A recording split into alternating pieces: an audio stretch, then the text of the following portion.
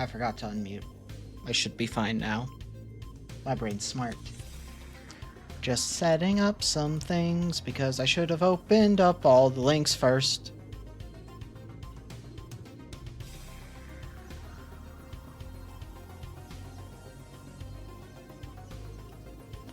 Da da da da.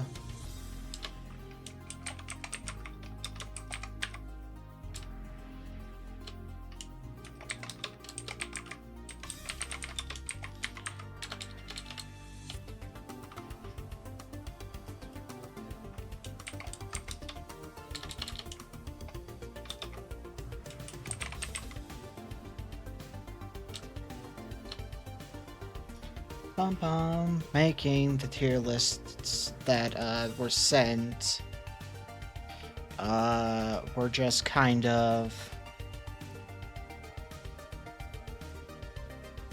setting them up. Fever Dream would be funny for that one.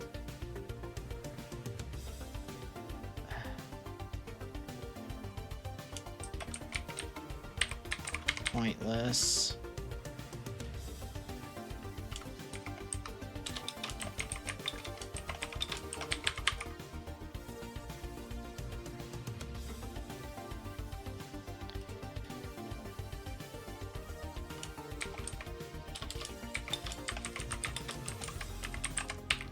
I don't regret.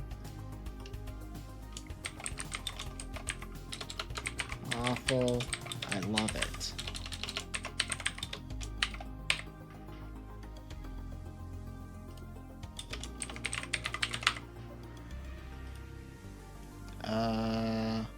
These ones can say their standard things. Okay, I'm not doing that one. I don't care, I'm not doing it.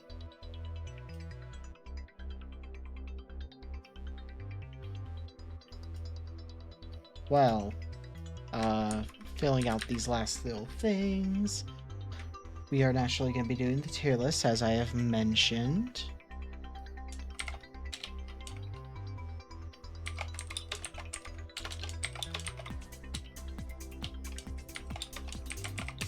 Wouldn't...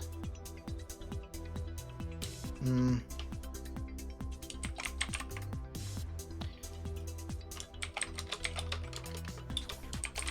making one of them, I'm breaking the prompt on one of them to be funnier. Sure.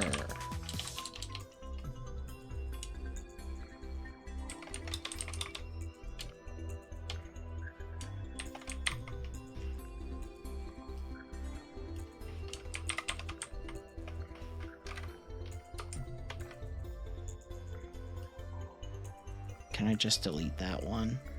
Delete row.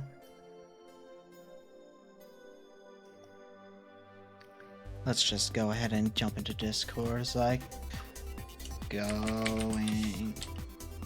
We are about to start the tier list, folks.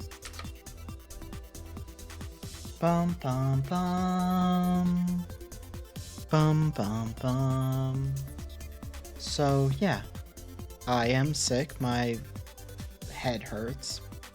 My throat kinda hurts, not as bad as it did yesterday. So, as with many people, it was Christmas today. I didn't particularly want to do anything. Luckily, I was one upside to being sick. The one upside is I didn't have to spend a lot of time doing family shit with people I don't really like to spend time with. But because of it, my dad and mom separately, because they're divorced, essentially dropped by to just drop off stuff and pick up anything I had for them. And I have a very not fond connection with my mom. She still has refused to acknowledge the fact that she told me I should have never been born in response to me not wanting to do COVID, or like Christmas stuff in COVID. refuses to apologize, and wonders why I do not interact with her and gets mad that I don't interact with her, even though I've told her multiple times. But she had my sister's stuff for me as well. And one of them was like this shoebox wrapped up in, you know, this, you know what it is, wrapping paper. And she brings it to me, and I'm feeling like dog shit at this point. I had been sleeping, I woke up just enough to get in there, and she fucking would not leave as we were like done, just hanging out at my door, like continuing to add little things that I didn't care about, as I am forehead first into like the support pillar wall between like a doorway that doesn't have a door, as I am just dying because my head hurts, my eyes feel like they're on fire, all these things. But later when I wake up, I open up the things, which is a stocking and then like this one present. Stocking's mostly candy and some popcorn, which, not gonna lie, having snacks while you're sick, big boon. Big boon. Actually really happy about that. But I'm opening this shoebox and I'm like, this is way too light to be shoes. This is clearly not what it is. My brain had the dumb thought when it saw like the side of the box, it had the shoe size. I'm like, that's too small for my feet. At this point, I had already assumed it was not shoes. But I open it up and it's got like, you know, tissue paper, what you use to like package gifts when you're not gonna, like when you put them in a bag. And I'm opening it, and what I see is this like black phallic looking item. Naturally, I'm like, what the fuck? Why is there a dildo in this box? Because I've seen dildos. I have dildos. I know what they look like. I know their general shape. And it's like this like bluish black color, like a midnight black essentially. And I'm like, why the fuck did my mom get me a like horny, degenerate, furry style dildo? I'm not saying I'd complain about getting one of those, but the fact that this was like the gift from my mom and sister, I was apprehensive to say the least. And I pull it out, and I realize it is a dice tower that has a snake wrapped around a castle. So, it was, in fact, not a dildo, but a dice tower. And yeah. That being the first thing I did after waking up from like this I am sick, I am exhausted nap makes sense.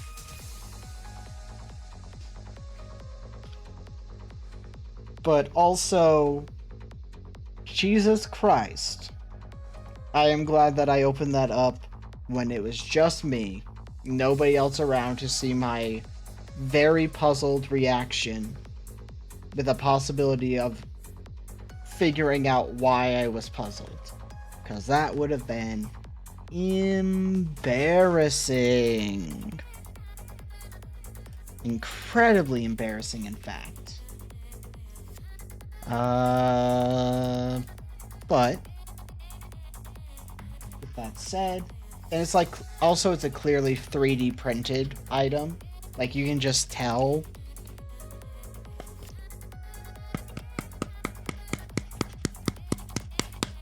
You can just tell. But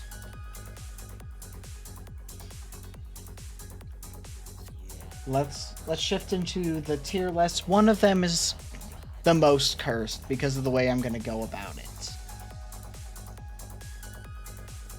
So, I have a feeling if Jazz is in chat, we're going to be witnessing a few bonks in the near future. Also, I forgot to take some medicine, so real quick, let me put that in my mouth. Oh, I need to grab water bottles for my drink. 1 second, because I'm going to have to refill it within the hour, so I can't just do it during the ad break.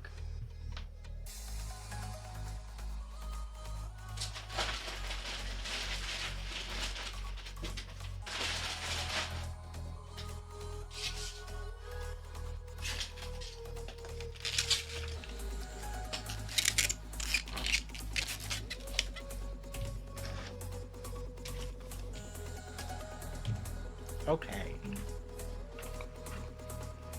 Alright.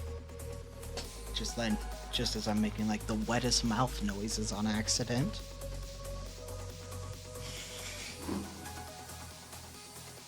Oh, fuck.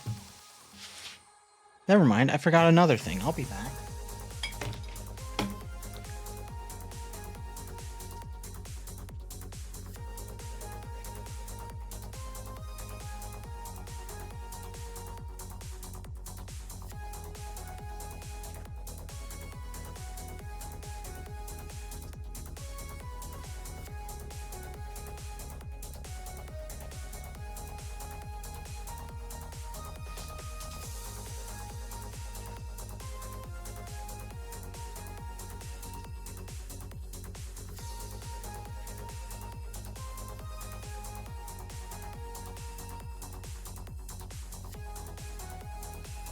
I forgot my wine.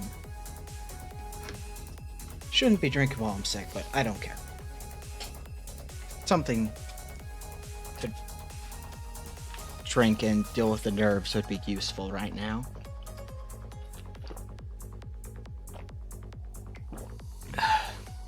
That was just my water.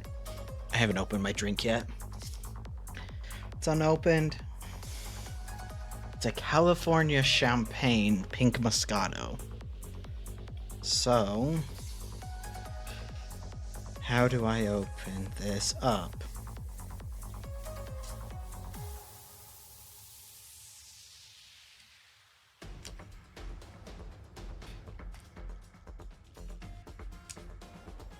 Okay. Just gonna struggle. I also really prefer whenever I have to deal with my dad versus my mom. Because while I'm sick with my dad, he's like, don't get too close. Here's your stuff. Because you're sick, and he doesn't want to get sick. My mom's like, oh, I know you're sick, but I want a hug. And it's like, really? Really, you dumb bitch?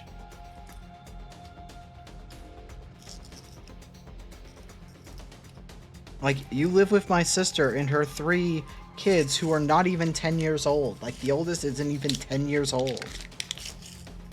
You are such a dumb bitch. Like, you clearly don't care about other people getting sick or yourself getting sick. Because you're just like, yeah, fuck it. Fuck it, why wouldn't I? Oh my god, I am stupid. I cannot open this fucking thing.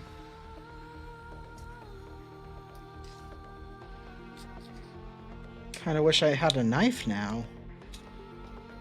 This drink is fighting me.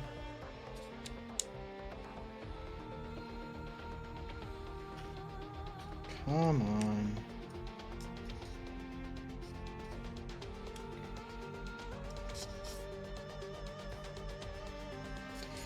Wow, I am so incompetent at opening this. Okay. Okay, have I got this, the fucking plastic, whatever, not plastic seal.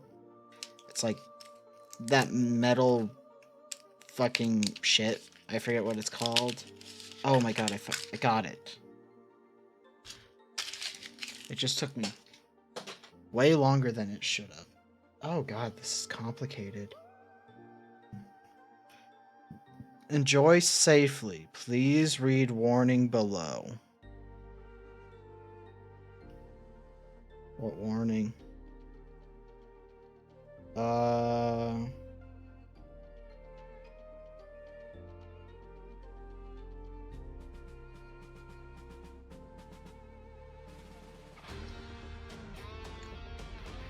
Okay. I'm gonna go open this in the kitchen over my sink, so I don't make a mess of my desk. So, clearly I fucked up and should have done things first, but, well, I'll be back again.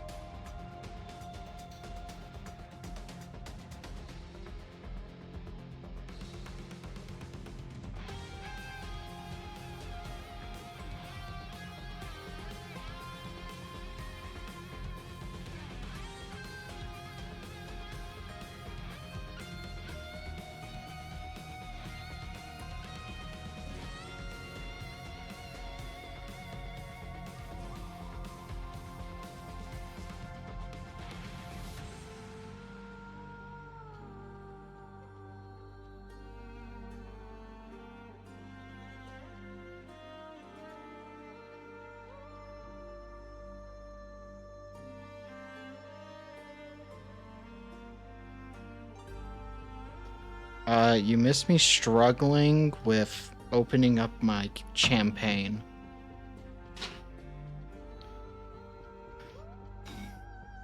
And then I went, I better open this over my sink so I don't make a mess of my desk. Which, yeah. It made a mess. But, I have a pink Moscato California champagne.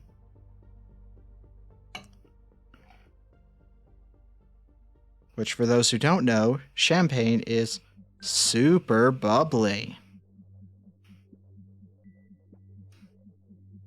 It's also one of the sweeter drinks you can get when it comes down to booze, wine, alcohol. Depending on the type, because there are, like, more bitter ones, but...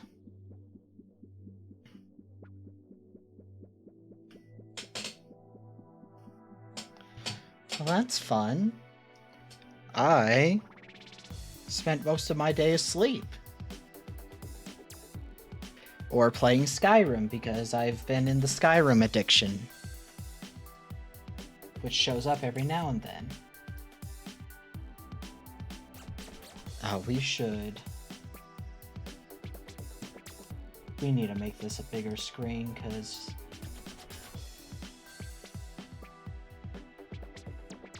you can, like, barely see it.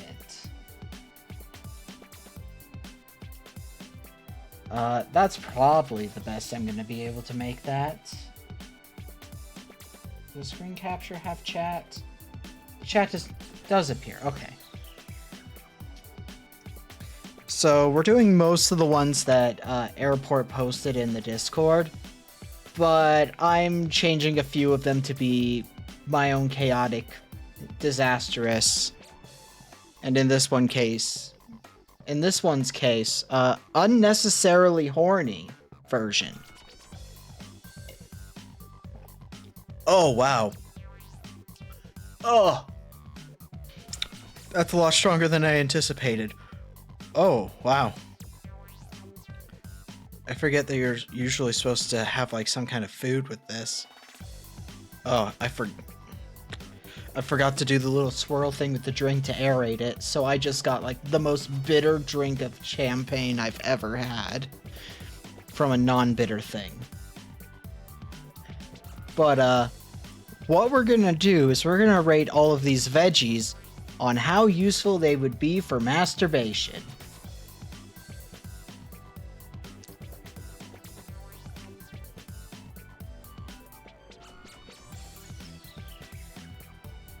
Not gonna lie, I do wish I had some chicken in the house so I could make that. Because that would be pretty good with actually this. I'm not gonna finish the whole bottle tonight, so I'll just have chicken for New Year's when I use the rest. But our rankings, since it's really hard to read, we have no question, like, it would make perfect sense to use it. Sure, as in you can use it.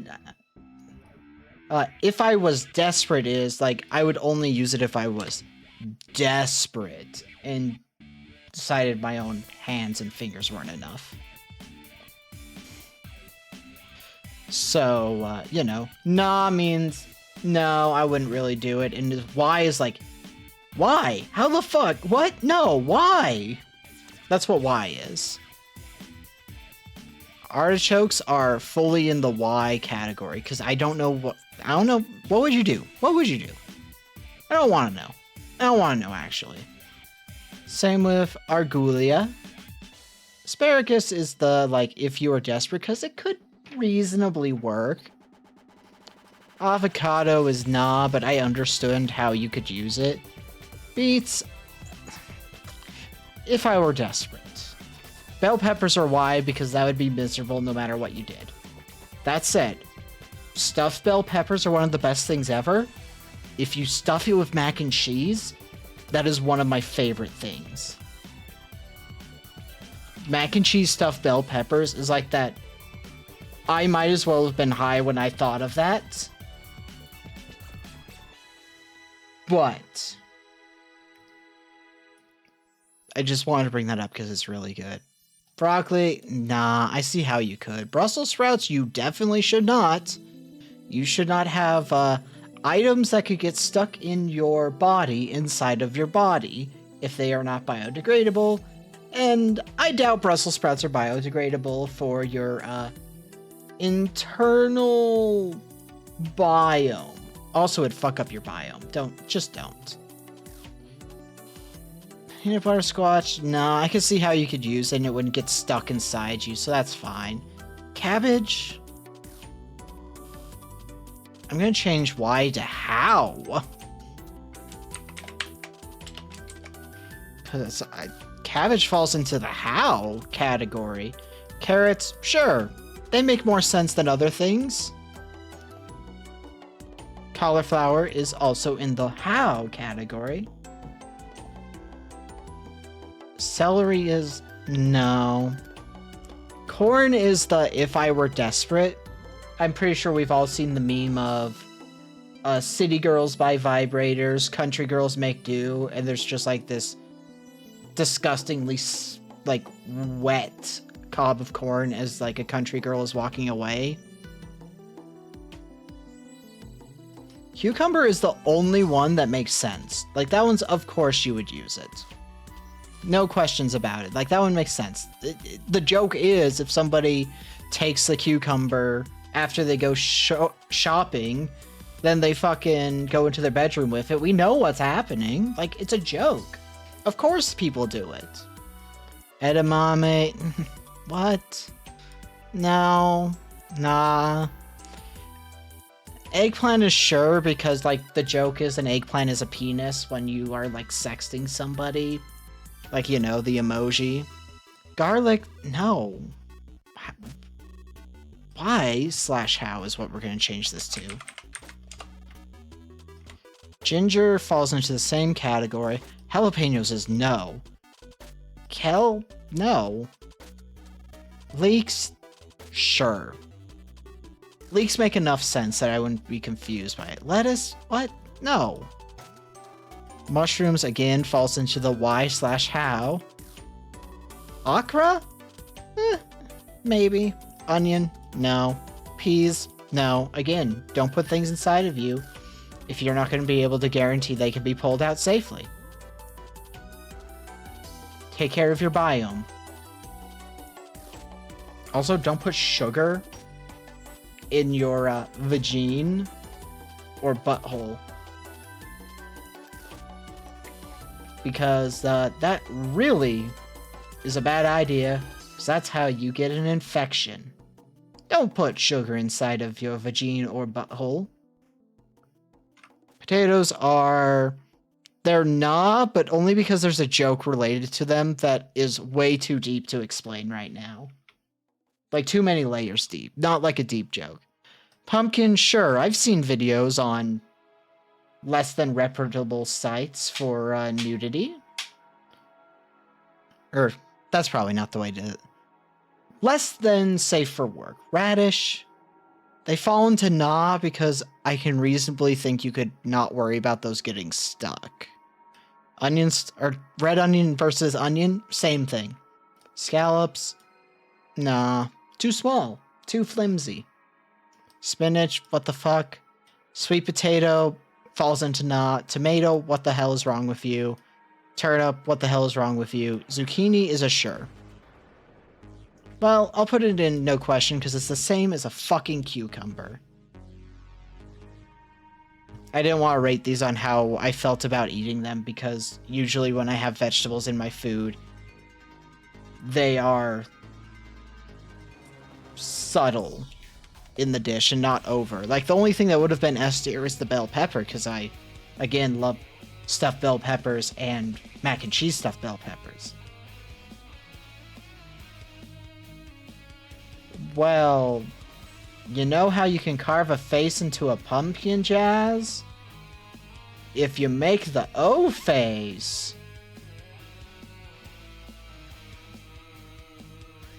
You know what you can do with an O. But anyway, we're gonna move on from that one. Oh god, this one's kind of big. So, this is terrible movie tier list.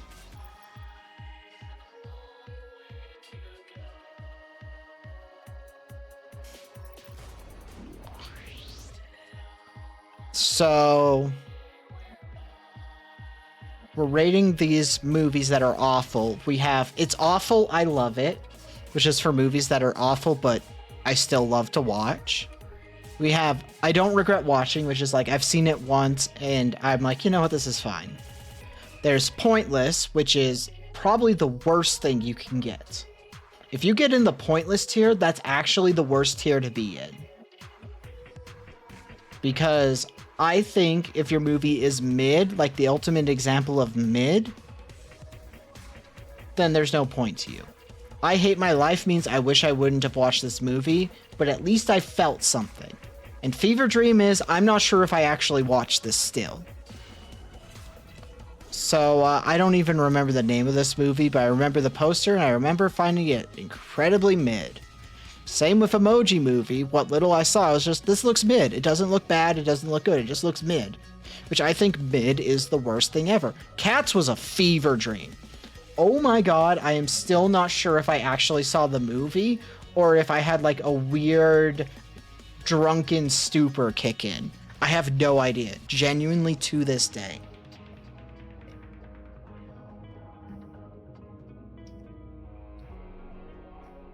Like, genuinely.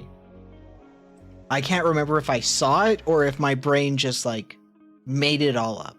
Bratz, I don't, we need to add a tier which is add a row below, because I haven't seen all of these bad movies because, you know, haven't seen. Because I haven't seen every single movie. Bratz, never saw it. Jaws 3 falls into I don't regret watching it. Super Mario Bros. Movie is, it's awful. I love it. I genuinely love the Super Mario Bros. Movie. I don't think it's a bad movie. I just think it's a stupid movie, which is different. House of the Dead, I didn't actually watch it because I heard it was bad. Last Airbender is I hate my life. I fucking hate that movie. Troll 2 is actually pointless, I think. It's not a good bad movie. It's just a bad movie. With some moments that are funny. Jack and Jill is pointless. You know what? No, it's I hate my life because I fucking hate that movie. Same goes with Man of Steel. I hate my life. I hate that movie. It is so awful. Genuinely. Because it does not understand Superman for 90% of the movie. I personally think The Room is pointless. The Room is not a good bad movie. It's just a bad movie. It's not good in any way. Mortal Kombat Annihilation? I think that one's Annihilation. I don't regret watching that. I thought it was fun. Dragon Ball Evolution is I hate my life. Crystal Skull is pointless. Like, I didn't remember it. The remake of The Fog, pointless. The Wicker Man, I don't regret watching it, but I would rather just watch the original. And I don't really like the original. What is this?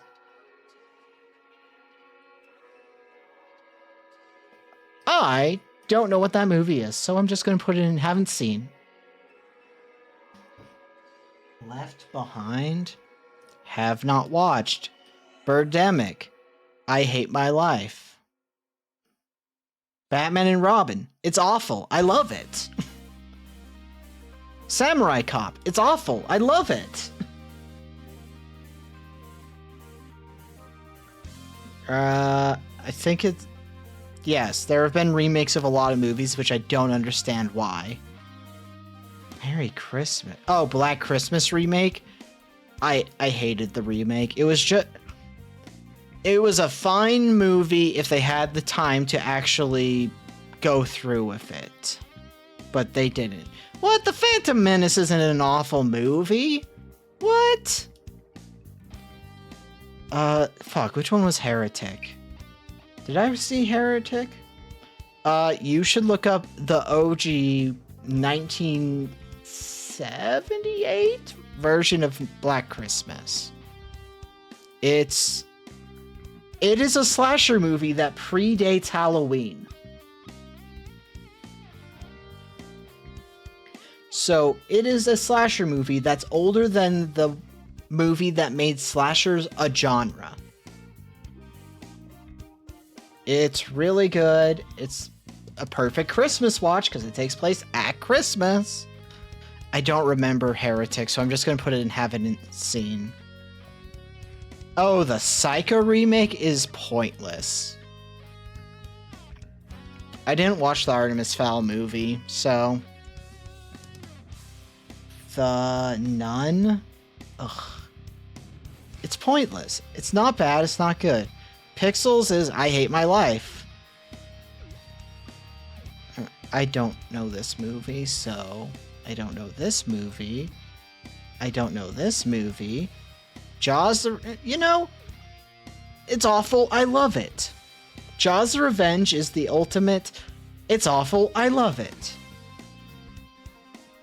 Oh God, I have seen this movie, believe it or not, and it is so mid. Alone. Is it Alone in the Dark? It's Alone in the Dark. I don't know this movie. I know, like, the franchise Alone in the Dark. I fucking find Annabelle pointless. I don't know what this movie is. I never watched this version of Home Alone. Like, obviously I stopped watching Home Alone movies after the second one. What is this? Battlefield Earth.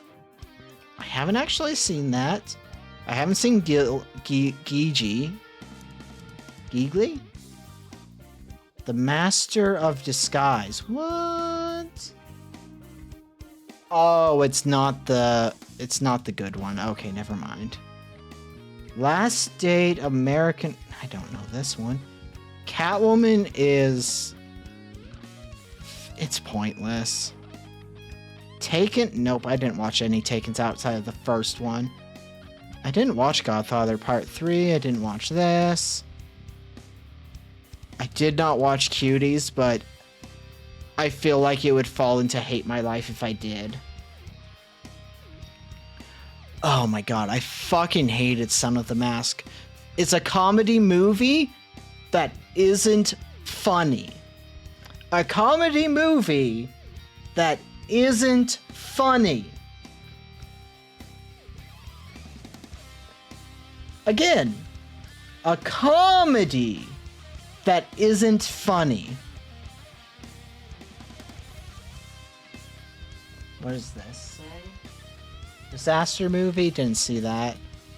Baby Geniuses? I fucking don't remember it, but I know I've seen it, so it must be pointless. Santa Jaws. I haven't seen that, but gonna look that up. Santa Jaws? It came out in 2018. Oh, it's on Tubi for free. I think I know what I'm gonna be watching in the near future. Let's see, what is the whole point? Trying to survive his family Christmas, Cody makes a wish to be alone, which ends up backfiring when a shark manifests and kills his entire family.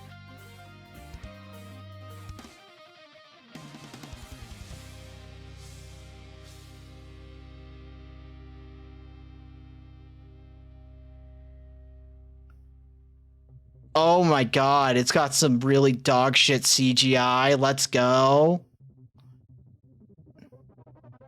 It's CGI mixed with a really fake looking animatronic. Let's go. Oh, this looks awful. Oh, I look forward to watching this. Oh my god, the CGI looks like it's something out of like a PlayStation 1 video game. Oh my god, it looks terrible. I love it.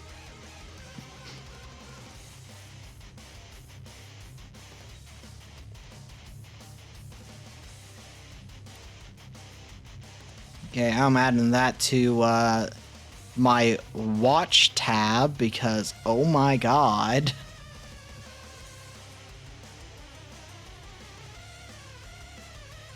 Oh, that's going to be a fun watch later. I look forward to watching that awful movie. I know it's going to be awful. I love an awful movie. Twilight is the ultimate meh for me. I don't think it's bad. I don't think it deserves to be in the worst movies of all time tier list, though. I think that's cruel to it. I don't think it's that bad. I just think Twilight's kind of dumb. Plan B from Outer Space is a movie I know about but haven't watched because I don't want to watch it because it's just like a bad movie with Vampirilla in it. Is this Godzilla? I'm going to put this in haven't seen because I can't really tell. You know what? Batman v Superman. It's not I Hate My Life, but it is pointless. It was better than Man of Steel. It understood the characters better. But oh my god, do I still not care?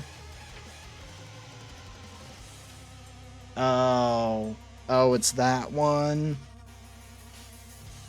Oh. It's I Hate My Life. I love Godzilla movies. That's the only Godzilla movie I hate.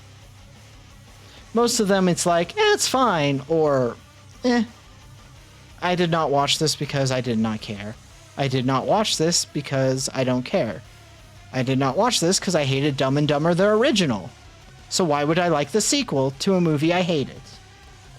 Slender Man is the ultimate, I don't regret watching. It was a fun watch, but I'm not watching it again.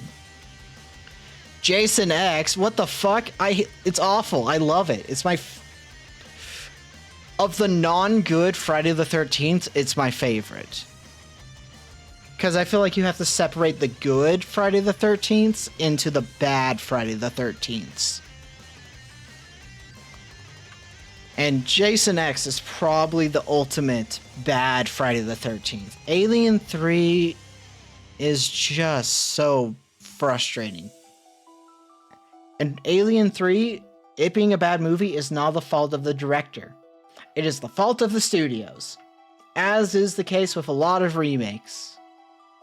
The Blair Witch remake is so miserable. Hunger Games? What? That can't say Hunger Games. That has to say something else. Blunder Game? Oh, it must be one of those shitty scary movie style movies, but not good. Jingle All the Way's not a bad movie. What the fuck? No, I like that movie. I don't regret watching it.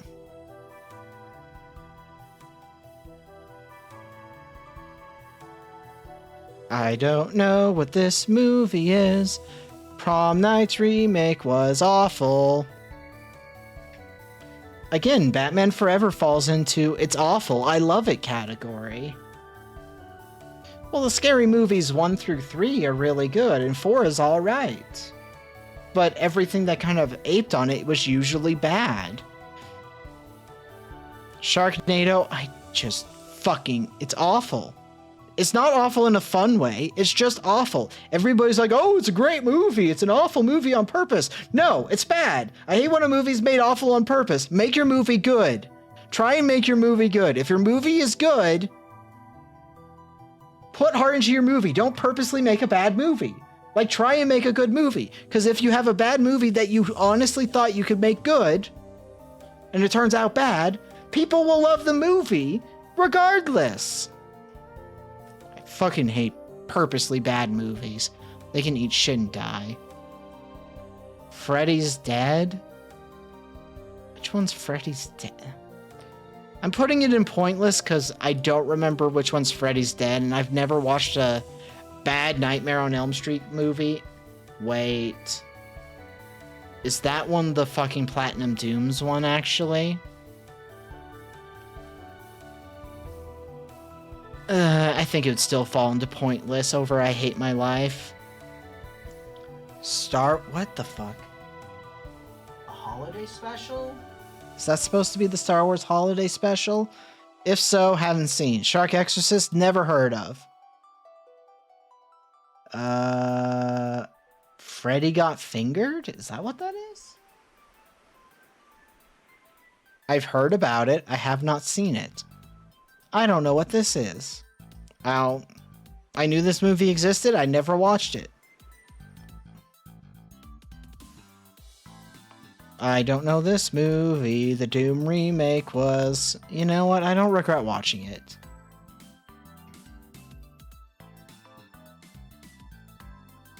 I've heard the name of this movie. We're just kind of going through the ones I haven't seen real quick. You know what? I don't think the Death Note movie deserves to be in this tier list. I think it's actually pretty decent. People are just whiny little bitches about things that don't follow the canon perfectly. It was perfectly... This movie was not bad. Ghostbusters with, like, the female cast was not a bad movie. Everyone's just a whiny bitch because it's not the original cast and they're women. Fuck off. That movie's good. It's much better than whatever the fuck the one we got with fucking Flynn Rider is. Or Wolfhard, wherever the fuck his name is from Stranger Things. That movie was actually bad and boring as shit. At least the all-female cast one had moments of fun, and the bad moments weren't that bad. It was really good, mostly. There was just a few things that I personally didn't like, but not so much that I'd say it's a bad movie.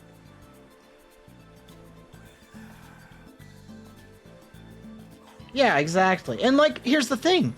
Most of the... Well, no, most of the cast was not dead. They're still alive. But they're old. Egon is dead, so that's sad. The guy who played Egon is dead. That's sad. But, like, they had cameos from Dan Aykroyd, Bill Murray. I forget her actor's name, but she's the one who played the secretary. Like, grow up, people. It was a good movie. Would I prefer to watch Ghostbusters 1 and 2 over it? Sure. Would I say it doesn't deserve the Ghostbusters name? No. No, it's good. Grow up.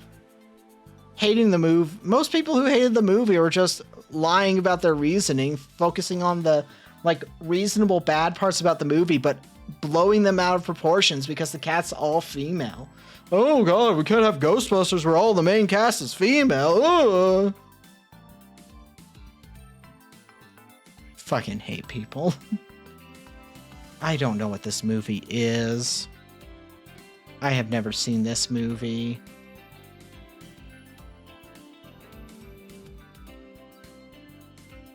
I can't tell what this movie is. I don't know what this movie is. I hate my life. I've seen one of the 50 Shades movies and I hated it. I didn't see Mulan. I heard it's bad, but again, I didn't see it, so... You know. Haven't seen this. I didn't see this Die Hard. I stopped watching Die Hards after the third one. Mono's The Hands of Fate. Okay, well, I gotta look this one up because this looks wild. Mono's The Hands of Fate. Oh god.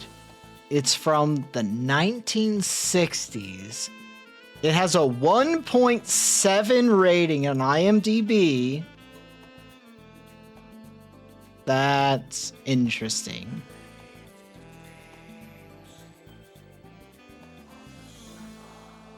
I'm sorry, what the fuck is this movie? 1966, Mono's The Hands of Fate is about a family that gets lost on the road and stumbles upon a hidden, underground, devil-worshipping cult led by the fearsome master and his servant Torga.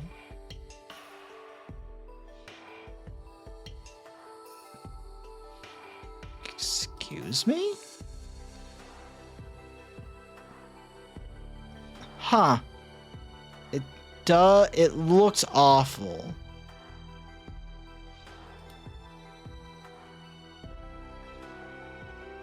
Oh my god, it's on YouTube. Oh my god, I think I'm adding it into the have to watch. 'Cause it looks awful.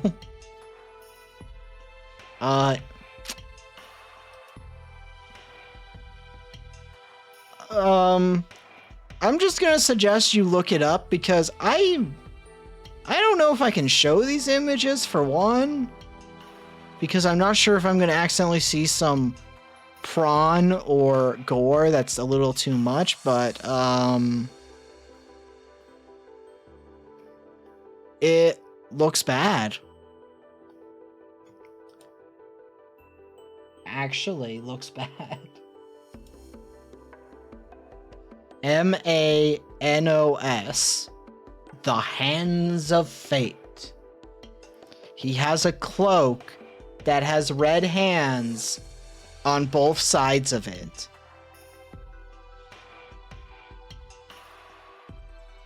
It is... I look forward to seeing an awful movie. I haven't watched that many Texas Chainsaw movies, so I...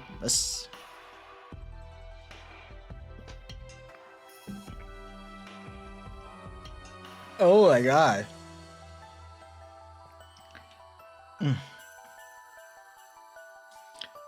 Yeah, I'm not gonna have more than this one glass of champagne, because you need food to go with it. You need to be cutting it with food.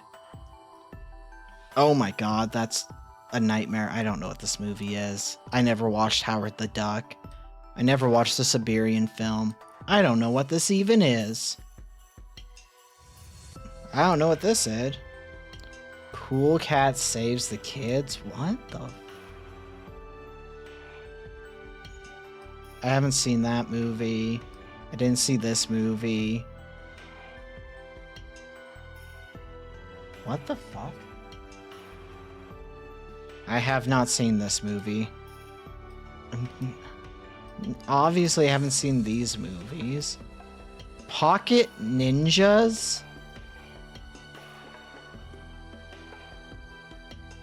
That sounds awful. I need to see what this is. Ninjas. 97 film. Has a 1.4 IMBD. The evil Cobra Khan rises from the underworld and begins polluting the environment. The White Dragon tries to stop him, but is injured, so must pass the job onto 3 teenage students. Oh, sorry, his 3 teenage students.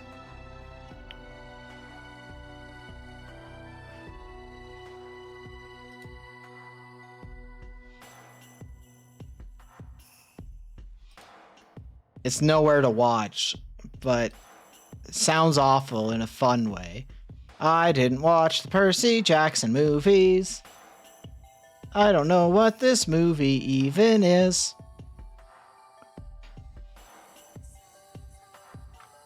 Santa Claus versus the Martians? Haven't seen it.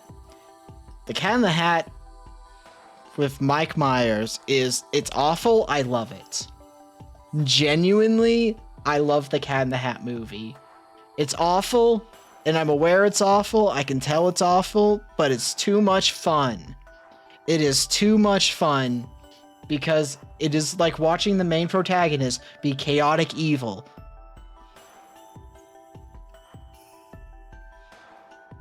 Oh, that's a Superman movie. I don't think I've seen that one. I don't know what this is. I didn't watch that Transformers.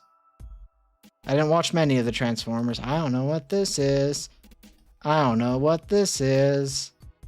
Episode 2 doesn't deserve to be worst movie of all time.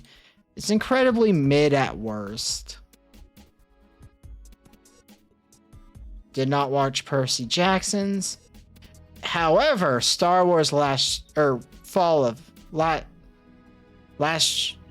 whatever it is, the Skywalker one, that deserves to be I Hate My Life. That movie was bad. That is the only Star Wars movie I think belongs in this tier list. I don't remember it if I did. And Norbit, I haven't seen it, but everything I've seen about that makes me hate my life just from knowing about it existing. That is the only movie in I Hate My Life that I did not watch because the trailers alone made me fucking hate the movie. The trailers alone were that bad that it goes into I Hate My Life. Secondhand knowledge of the movie is enough to go, this movie makes me hate my life. But, yeah. There was such a small amount of bad movies that are in the good tiers. We have the Super Mario Bros. Movie, which I stand by as a banger. Batman and Robin, as well as Batman Forever. Samurai Cop. Jaws the Revenge, which I love. Jason X, and The Cat in the Hat. And I fucking love these movies, even though they're awful, essentially. And the ones I don't regret watching is Jaws 3, Mortal Kombat Annihilation, the Wicker Man remake, the Star Wars Episode 1. Oh god, how the fuck do I explain Samurai Cop outside of like the most basic shit? It's been so long since I've seen it, but I remember loving it. Samurai Cop. Let's just see if this like is enough of an explanation to make sense of for me.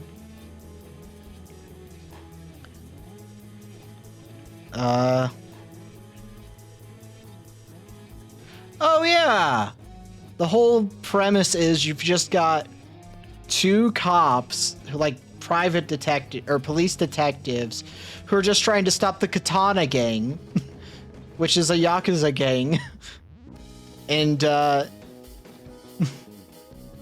it's just really fun. The acting is pretty bad. The visual effects are pretty bad. It is unfortunately pretty racist when it comes down to their portrayal of Japanese people in the Yakuza. So, you know, just go in with that in mind. But also, it's got some pretty gnarly shit in it, including a lot of decapitations and delimbing.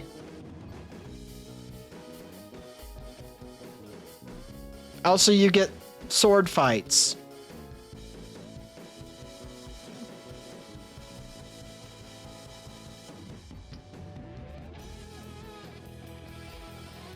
But the ad break is about to start, so now is your time to get up, stretch, use the bathroom, and whatever else you need to do. I shall return after I go to the bathroom, and I'll talk before we continue on with our tier list. And I will look at the thing that Jazz has shared after I get back from the bathroom.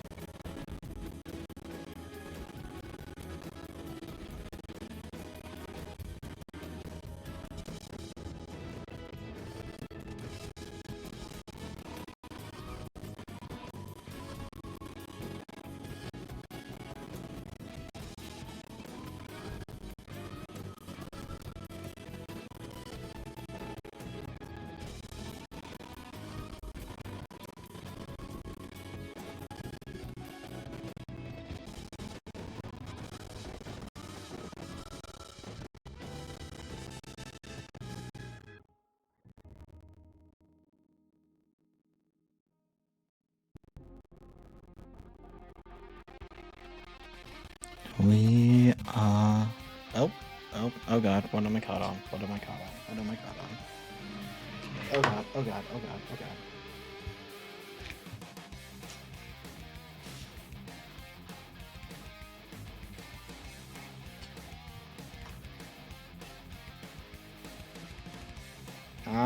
I don't know what Twitch does for its ads. I don't know why they're not consistent with when I run ads and all those things.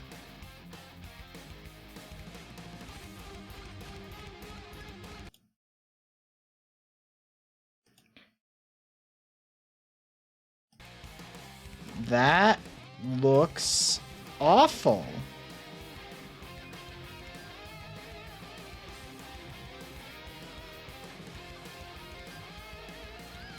Like, I know that nobody has green skin IRL, but I feel like this is an incredibly racist depiction of something. The way they portray these Martians. Oh my god. Like, it looks inherently racist. It looks like blackface, but green. It looks awful.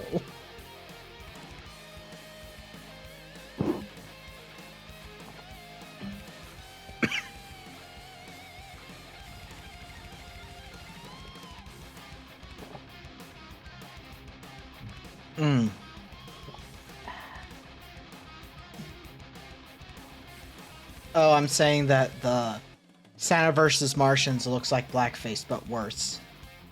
Or as bad, not worse.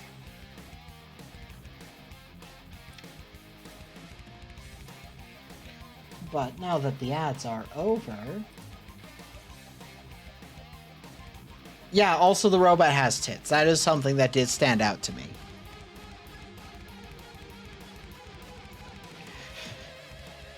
Alright, now we are ranking Sonic games. And we're adding a tier for I haven't played it, because there's no way I've played every single Sonic game on this list. Never played.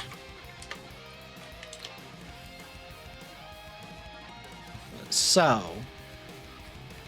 what we're gonna say is, I'm not gonna rank the Game Gear versions, because my understanding of Game Gears are basically the goddamn same.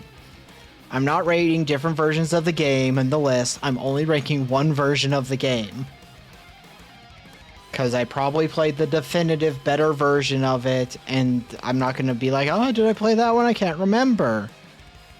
Sonic the Hedgehog is the ultimate mid for me. I'm gonna change B tier to mid. Good. Spectacular. That's not how...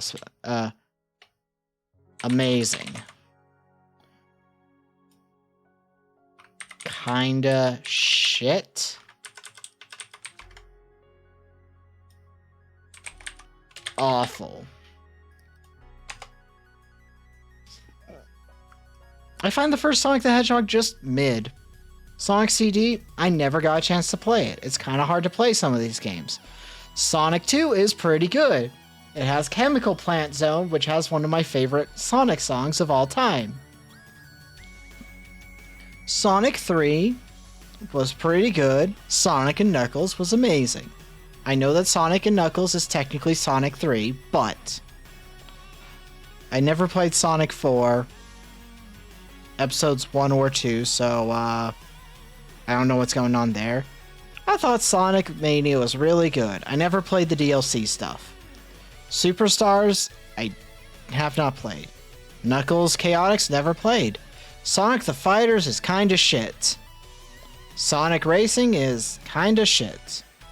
I personally love Sonic Spinball, so... Dr. Robotnik's Mean Bean Machine, I also love that game. 3D Blast is kinda shit. I haven't played this one. Triple Trouble? Yeah, I never played it. Sonic Drift? Did not play. Sonic Labyrinth? I don't even know what Sonic Labyrinth is. Tails Adventure? Have not played. I don't even know what this one is. Okay, I'm not rating the Japanese ones either, because I can't tell you if they're just different versions of games that exist already. Oh my god, there's a lot more Oh no. I've never played this. I don't know what are these nightmares? Okay, the Mega Collection feels like a weird one to put here, but I loved the Mega Collection. That's where I played a lot of Sonic games.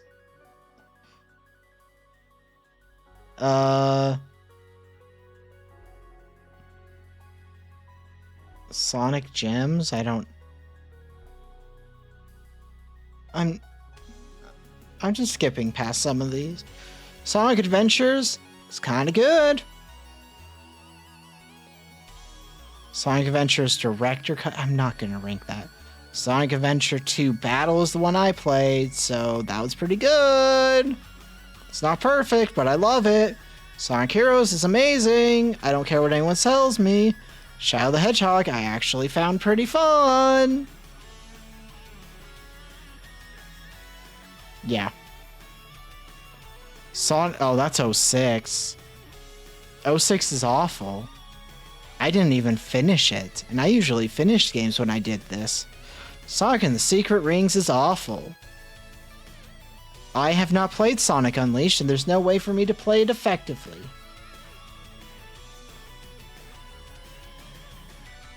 I have not played Sonic in the Black Knight. I really liked Sonic Colors. I thought it was good. Sonic Generations. We're just going to do the Sonic X Shadows ones because that's amazing because of Shadow. Sonic Generations falls into kind of shit. But as soon as you add Shadow, having that campaign makes it good. I never played Lost World. I've heard the name Lost World. I actually thought Sonic Voices was pretty good. It wasn't amazing, but I thought it was pretty good. Sonic Frontiers, I think, is a really good game and deserves to be an amazing. Yeah, I mean, that's not hard. I don't know what Sonic Dream Team is. Pocket of Sonic... What?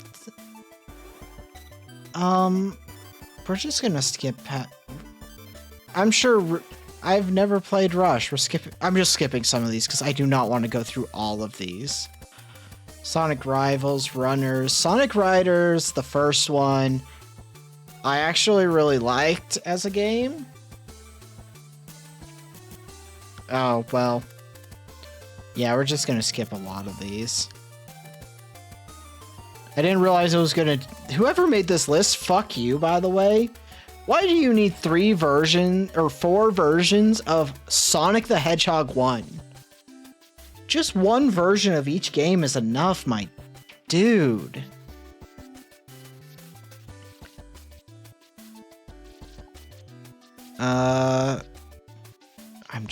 I'm genuinely just gonna start ranking the ones I know instead of the ones I haven't played. Because I don't want to go through all these, because this is absurd. It's a shit-made tier list. I'm sure the Olympic Games are fine. I've never played them. Sonic Battle, amazing. Absolutely love that game. It's perfect. It is the best version of it. It deserves all the love in the world.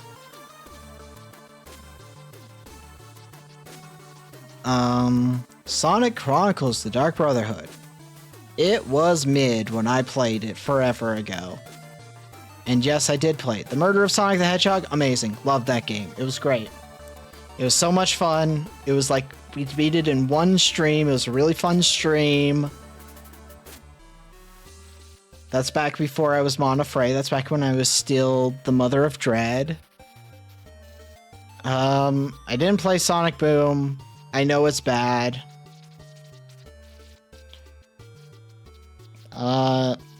So yeah, we're not going through all of them because I hate that. So, there you go. Of all the games I've played, there's not many. Yeah, that is true. And we got Rogue wearing, like, khakis and a tank top. Or a tube top in that fucking purple jacket. Big Rogue fan here. Big Rouge the Bat fan here. Big fan of the little Batwoman.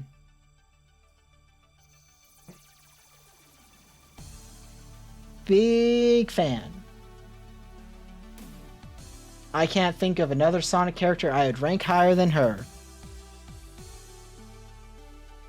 Because I also like her character type, where she's just kind of a seductress spy type. Also, she's hot. Okay. Fast food casual restaurant is our next tier list. Okay. So... ranking these on their, like, how I feel about them as food. I really like A&W. Genuinely some of the best burgers I've ever had. Arby's is the epitome of mid. I'm not mad if I get Arby's, but I'm not seeking it out. I've never tried this. I've never heard of this. I know of Bojangles. I don't give a shit to try it. Same with Boston Market. Burger King is D tier because they usually fuck up your order. 9 out of 10 times they fuck up your order, so it's D tier purely for that alone. Raising Cane's, I have not tried it. Carl's Jr., I'd say is B tier.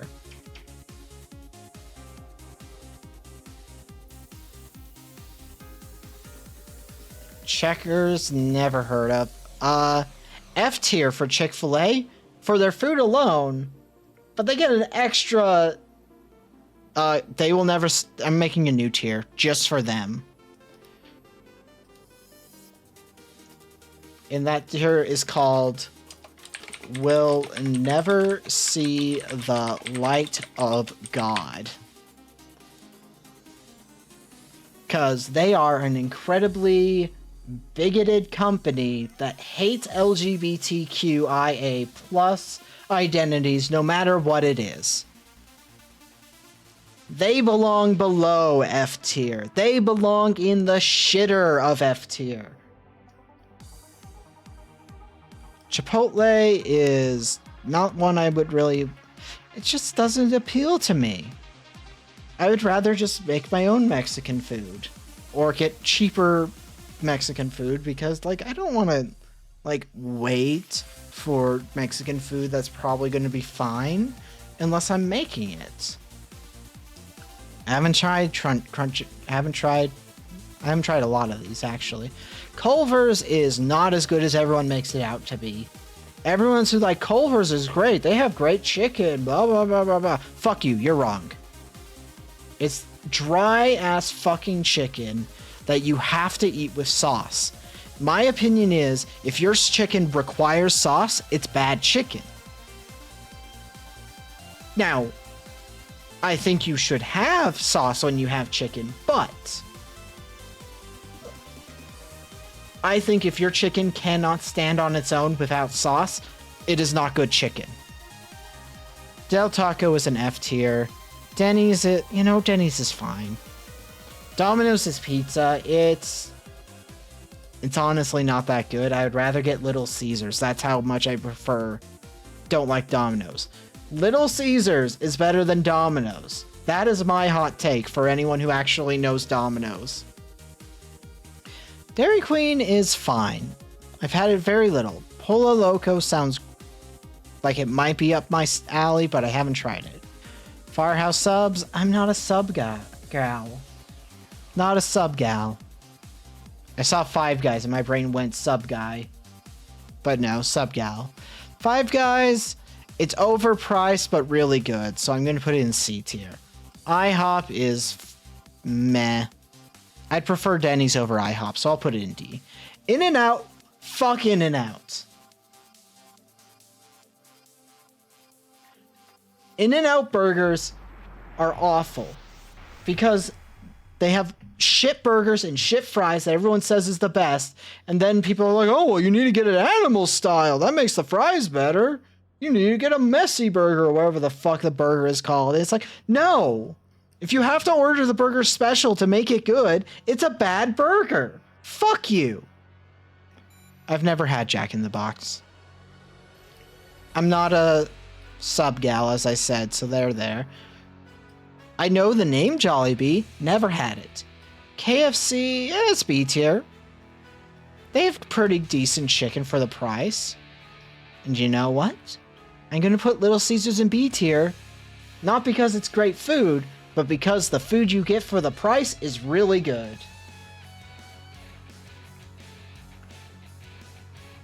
Like, that right there is why Little Caesars gets to be in B tier, is because for the per dollar spent, the food is really good. Also, when you're poor and don't have a lot of money, but you really want something that isn't just made food at home,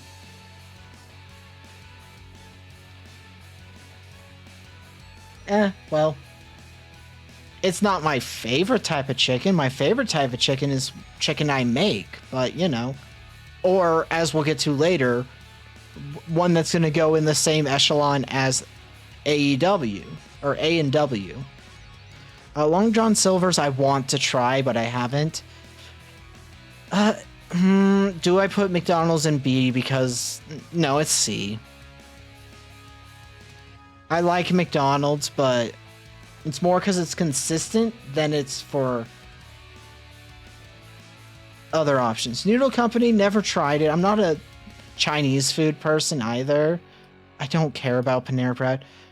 I hate Papa John's as a company, so they're not getting C tier, but their food's pretty decent. I've never had this. Never had this. Pizza Hut gets to be C tier because I do think it's better than Domino's. Popeyes! Let's go! Popeye's chicken is the best. There aren't many locations where I live, but I fucking love it. No, Papa John's is pizza. It's perfectly fine pizza, but fuck the company themselves. Never heard of this. Never heard of this. Again, not a sub gal. I'm sure this is good. They don't have anywhere I live. Sbarro, I know their pizza. I've never had it. I don't know what this is. I've never had Shake Shack. Sheets, never had. Sonic belongs in Will Never See the Light of God. It's burgers. That's all I know about White Castle is it's burgers. I've never had it. But Sonic, I worked at a Sonic. Sonic belongs in Will Never See the Light of God because they are overpriced for okay food that you could just go to McDonald's to get the same quality of food but cheaper. And also, they're a scumbag company to work with. Especially if you're in the state of Utah, where I worked at a Sonic. It is a basic name and it is shit fast food for way too much money. And I worked for them, and I can tell you, the people who own the franchises in Utah, scumbags. I've never had a Steak and Shake. Again, don't like subs. I've never had Swanson's. Look, Taco Bell is objectively bad Mexican food. But when I'm hungover, nothing hits the spot like Taco Bell. Taco Bell gets B ranking only because it is the perfect hungover meal. The literal only reason that it gets so high up on the tier list is because hungover meals are very important. Don't eat it unless you're hungover, though. And ideally, don't have plans for the day because you're going to need easy access to your bathroom. But if you're hungover, Taco Bell hits the spot, not going to lie. Never had these. I know the memes about Waffle House, and it makes me not want to go to Waffle House. I don't know what a Wawa is. Wendy's, I think they're better than McDonald's. I'll put them in B tier, just because I think they're better than McDonald's. I've never had Whataburger. I've never had White Castle. I've never had Wiener Schnitzel. I've never tried this wing place. I don't even know what this is, and I've never had a Zaxby's.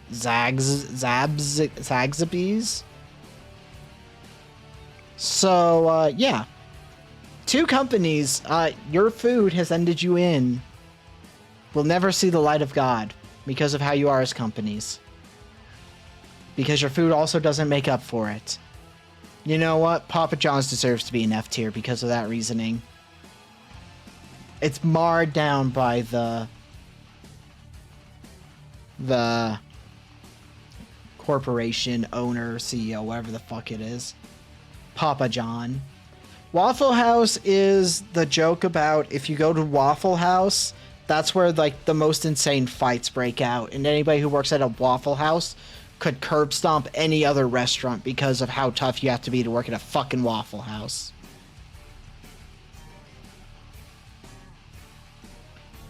So, yeah.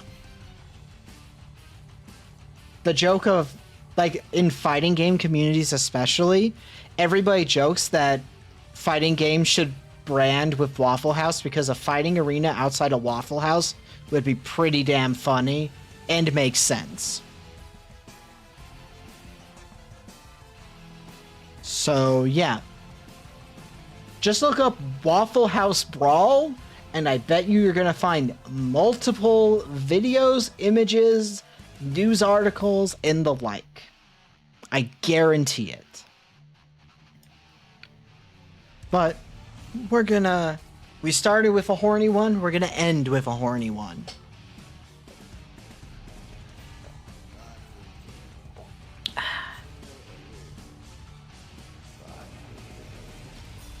This is our favorite outfit kinks. So these are outfits or dress techniques that we find various levels of sexy. So,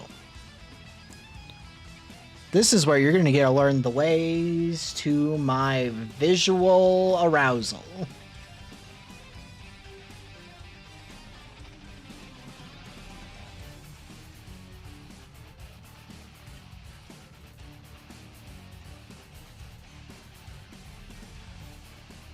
Animal ears falls into it can be good. Because here's my thing. Sometimes it looks like dog shit. But when it looks good, it's really good. But it's usually bad. But when it's good, it's good. Barefoot, it's eh. I'm not a feet person. I've never been a feet girl. I don't understand it. Outside of like the neurology of like there's your pleasure receptor neuron is like right next to a neuron related to feet, and if those two, that neuron can easily cross into finding feet attractive.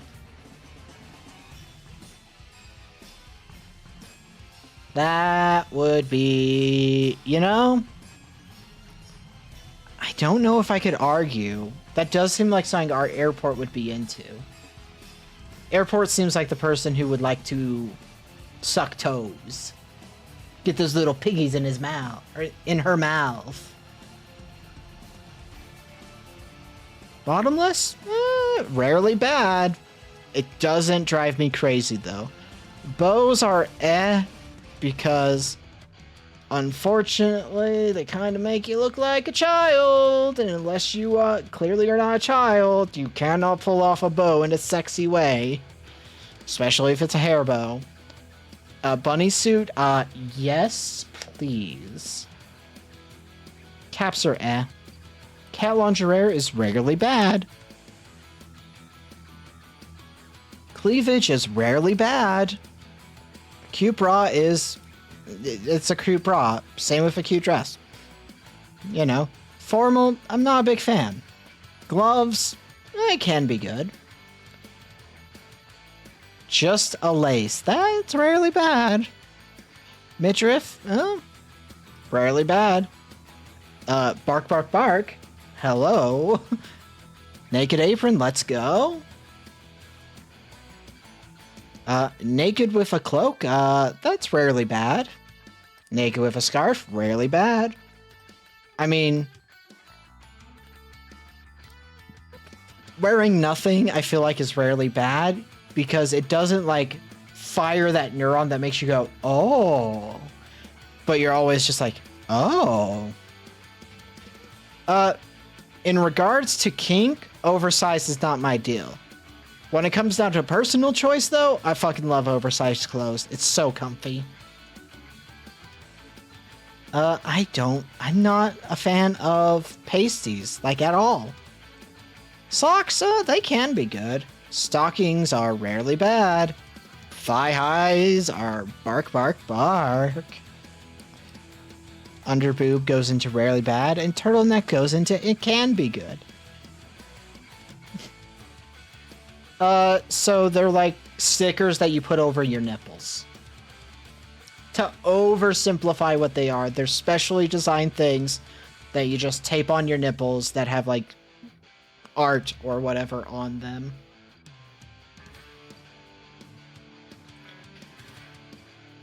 I don't know. Maybe. I don't know how pasties work other than you just right on your nipples and your nipples are covered now. So you're technically not naked.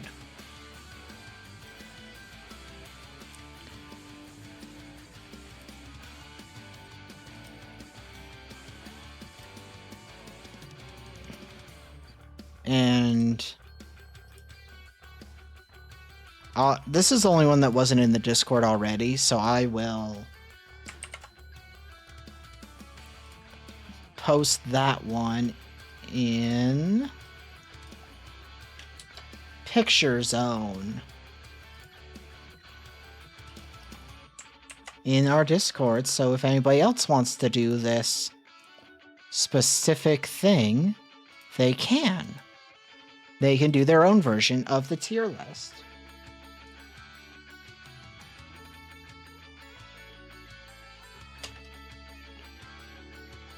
But yeah.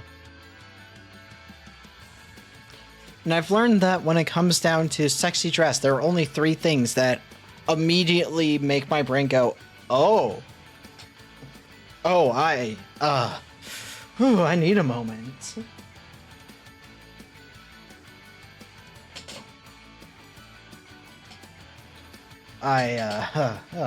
Is it hot in here? Sometimes I am a horny degenerate. A lot of the times I'm a horny degenerate. Let's be honest.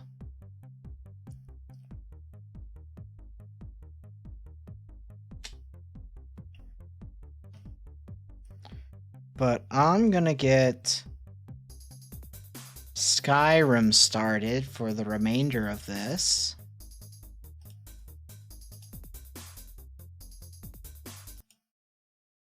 Because that is our plan. Game capture. Skyrim. Game audio. Skyrim.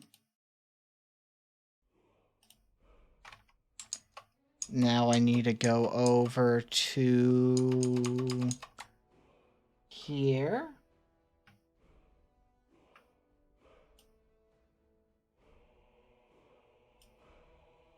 And we need to go into Creator Dashboard. Stream Manager. Edit stream info. Category is Skyrim.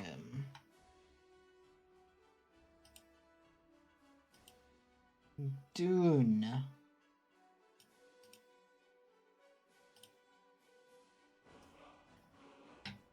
Then, who we gonna murk? I don't know. I need to go into the... Nope, not the credits. Oh, you can't go into options from this menu? That's a bad design choice. Because I fell into the trap of playing the game, so I got addicted again. And it will last for like another few weeks, and then I'll stop playing Skyrim again. I need to adjust the volumes because I play this while I'm doing other, like watching YouTube videos.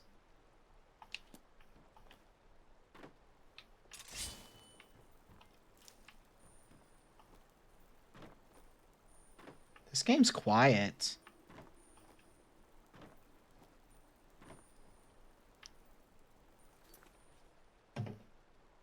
Like, actually very quiet game.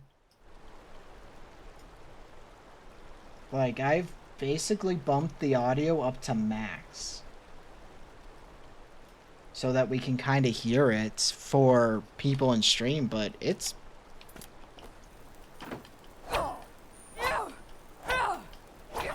It's really quiet for some reason.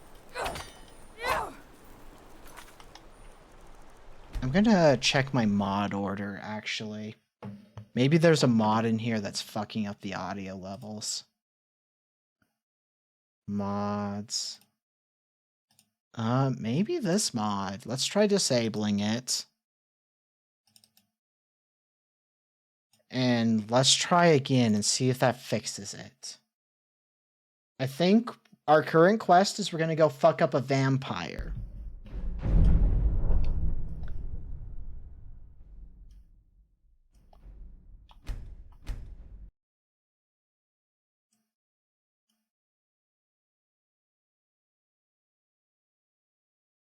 Pum pum.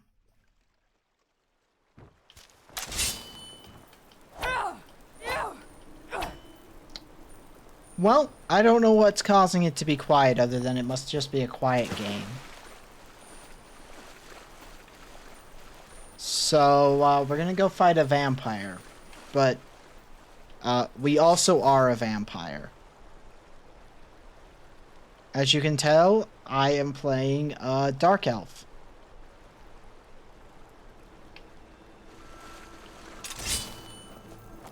Whose name I do not remember. Can I check? I've bitten 3 necks. I've been a vampire for over 2 weeks. That's interesting. I'd use a lot of healing spell. Huh. I don't remember my character name. Oh well. So this game is very quiet. If while we go and deal with the vampires it remains super quiet, we might switch to a different game actually. Just so we have music playing.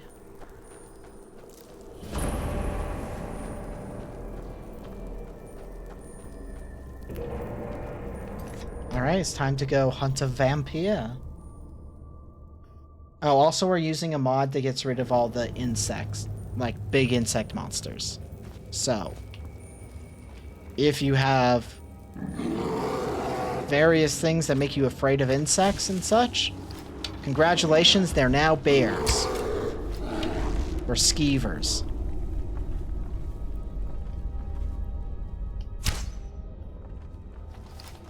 I am proving to be a crack shot with a bow.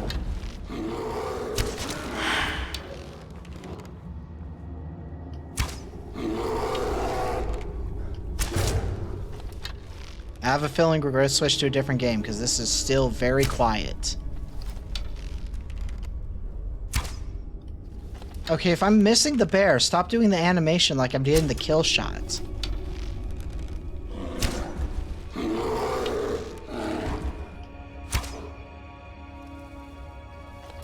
Motherfucking game.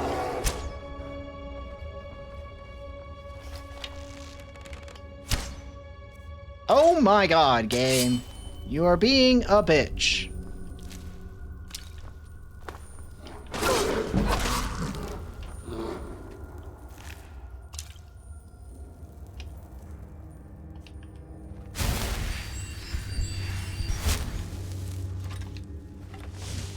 Well then.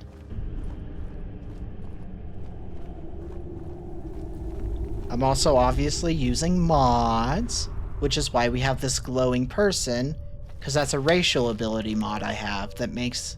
Is someone there?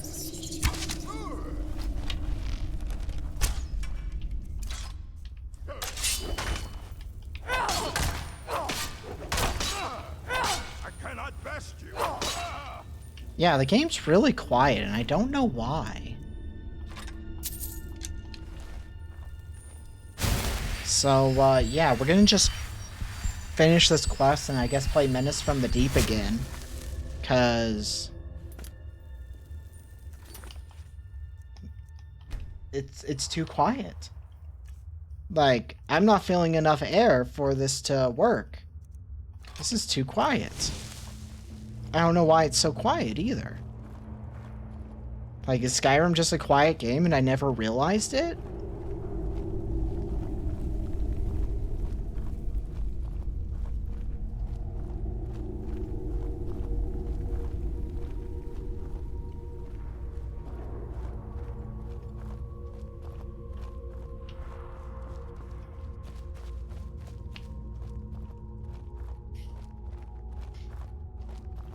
Well, seems like you have a bit of gold left in your pockets, don't you, my friend?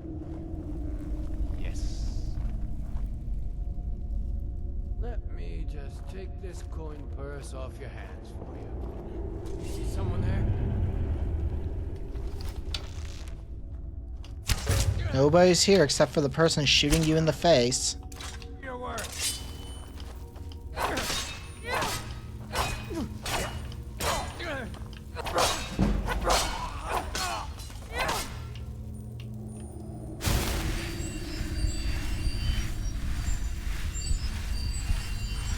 So, we're murking a vampire, but, getting kind of annoyed at how quiet the game is. Well. Oh. There's some dead bodies.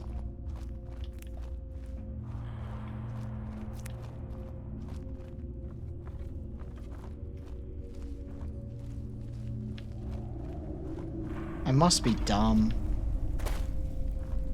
We have a map. Okay, there's supposed to be something over here. Oh, I'm just blind. I'm not surprised that I'm blind and didn't notice it. Dun dun dun dun dun dun dun dun dun. We will mine that iron later. Da na na na na na na na na na na na na na. Fire.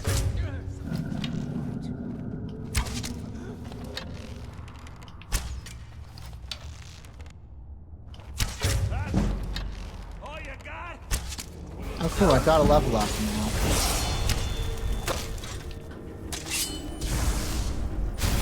Oh, and you know a really good thing about using the Dawn Blade against vampires? It does extra damage against undead. The downside is, I now have to survive a fight with multiple people who are trying to murder me. I should have quick saved earlier. That's unfortunate. Well, seems like you have a bit of gold left in your pockets, don't you, my friend? Yes.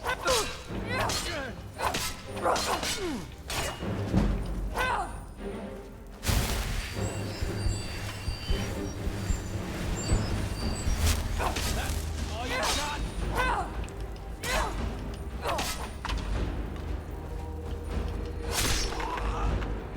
Stab.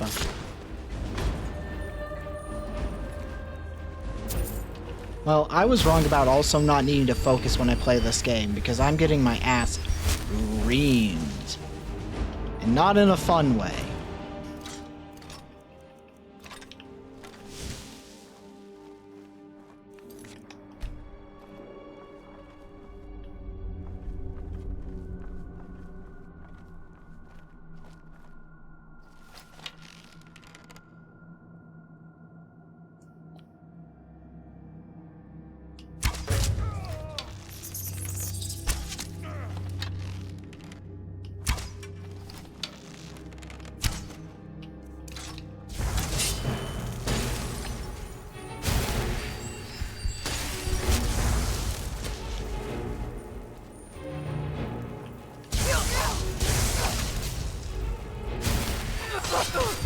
Oh god, what the fuck hit me? Where did you come from? Must have scared him off. Yes?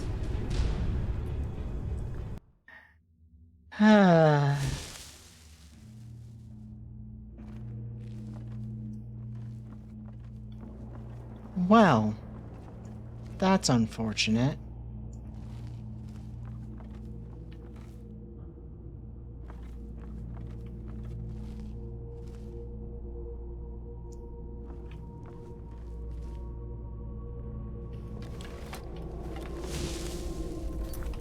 If we die again, I'll just switch to a different game, because this is going to require me to be a little too focused, a little too sweaty.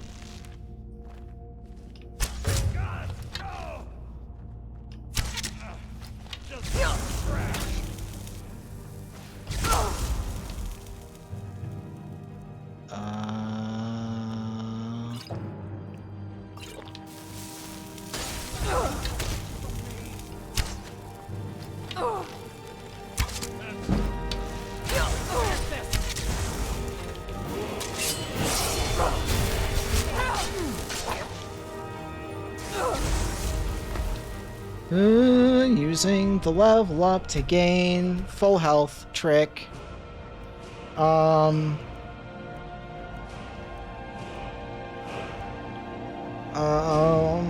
Can I make my armor more effective to help me a little bit?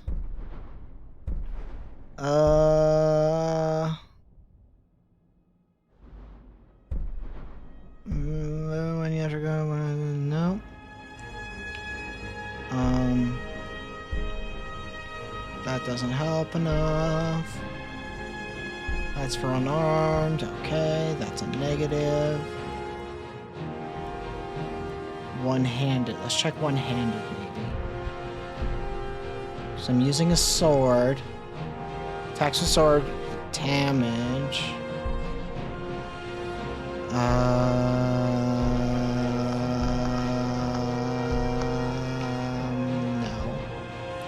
Okay, so I guess... Well, who cares about what perk we spend then? Until we have an attack plan. Damn it. Sometimes when you kill a vampire with this weapon, it causes them to explode in fire. Okay, well, we're switching to Menaces from the Deep. Or Menace from the Deep again. Because I'm gonna be here a while if I keep doing this, and I'm not gonna be able to pay attention to chat. And I'm gonna have to get, like, sweaty and think too hard, and... not a fan. Not super happy about it. Oh, what the hell did you share in the... Oh. No, that's fair. Uh-oh. Uh-oh. Did my stream die? Has my stream died?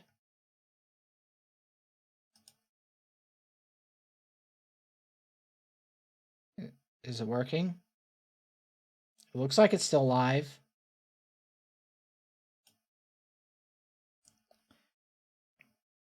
But yeah, what we've learned is that Skyrim requires me to focus a little too much. And makes me think that my stream died, even though it didn't.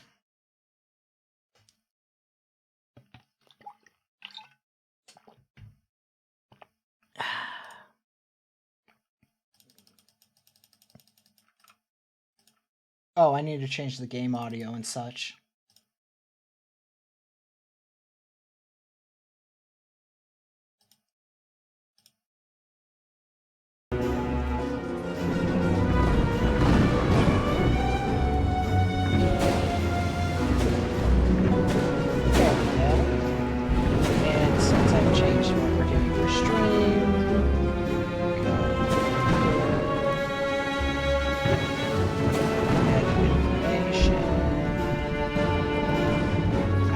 Jazz can technically edit the information himself, but I don't think either of us know how to make that work yet.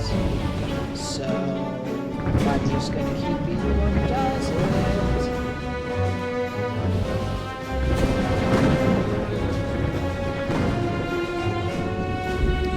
Maybe I'll look into it while I'm still sick and recovering tomorrow.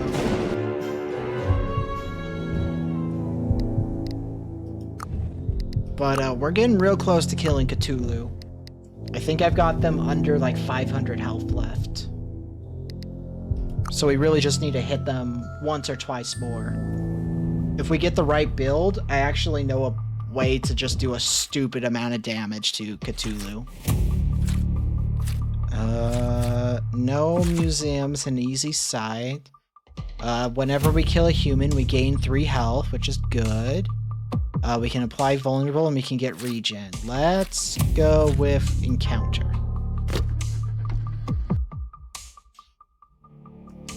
Okay, we got the bar.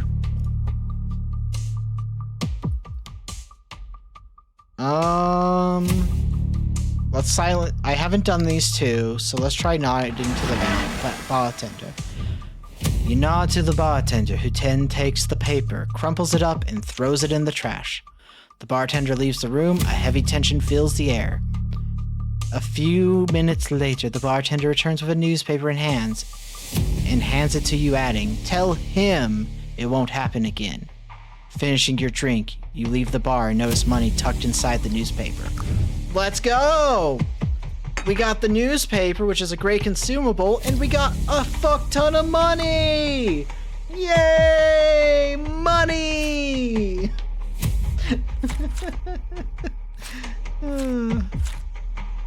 Might be losing my mind a little bit, fellas. Ladies, and those in between.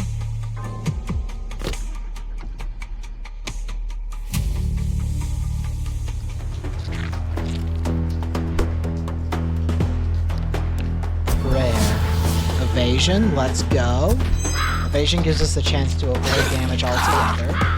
It's only an 8% chance, but hey, 8% is pretty good. Oh, okay, good. We have the Shocking Dagger. That's what we want for one of the... for the potential, like, huge damage endgame build for defeating Cthulhu. Because when you upgrade it a certain way, it starts to... well, it gains repeatable, so it doesn't attack per point of energy you have. And there are certain relics that give you an ability to get more energy using your ability magic here. So what you do is you get to the boss and you bump all of your energy immediately.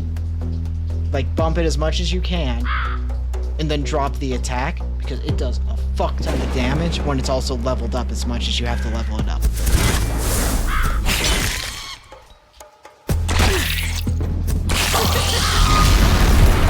I did it once and I did like 700 damage in one round. It was fucking cool as shit. Cheating, let's go. We love to cheat in video games. At least when they're not online. I don't play online games, so that's rarely a problem for me anyway. But we continue our assault on Precinct 13. We're not assaulting a precinct, but my brain wanted to make that reference, so my brain made that reference.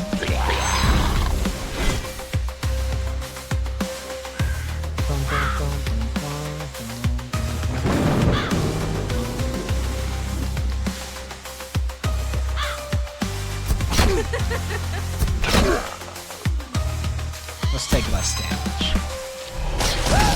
Let's go. Cheating. Let's go. Revenge. Wall work. We take no damage from the attack. Use prayer. Use ball work so we don't take bleed damage. Hydrate, you're right. Do that.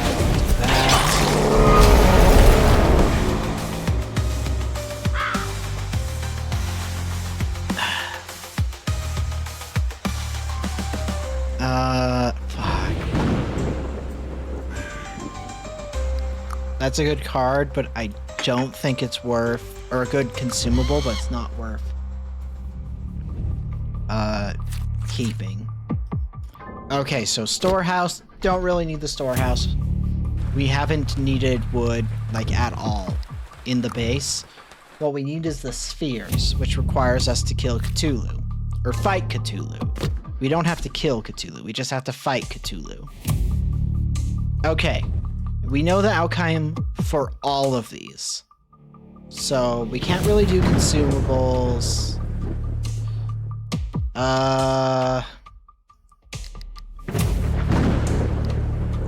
So it doesn't really matter which one we do, so we'll do that one. Because we didn't have any damage. Museum. We love the museum because getting a relic is helpful. We're getting the samurai helmet. It makes it so that we start with a higher block combo, which means we just gain more block when we block. You know, self-explanatory. Again, we don't need the planks, but we're gonna take them anyway. Motel, which we will use to upgrade a card. Probably cheat. Yeah, we're gonna upgrade cheating. Makes it more effective, more useful when we use it. Refueling station. I have upgraded to the point where it does not cost me money to refuel. Oh, excuse me. The next upgrade I want to get is the one that makes it so that whenever you go to the gas station, it fills your tank fully. Because then you can really, like, kick ass. And, yeah. That's kind of how I feel about it. Time to cause pain to our enemy here. We are at full health. Using any of these is not really necessary.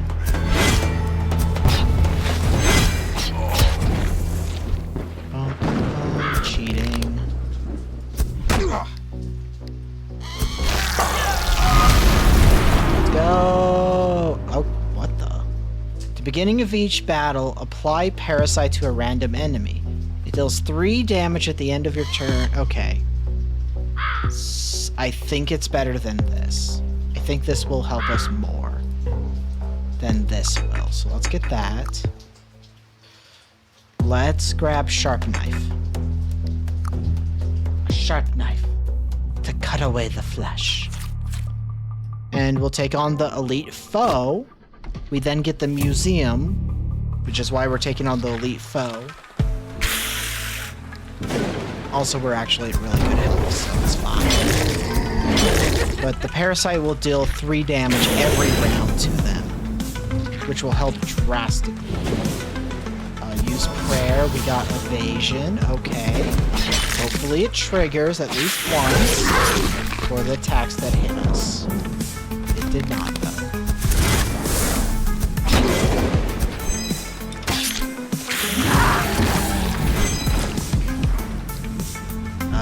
Grab the bulwark. We're really trying to get the electric or the shocking dagger to upgrade because we want to get it to a certain point as fast as possible just to guarantee that we get it.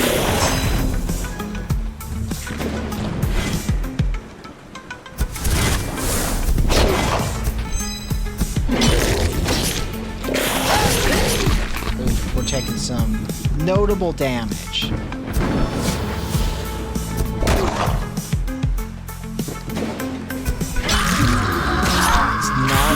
Victory, but they're basically dead now.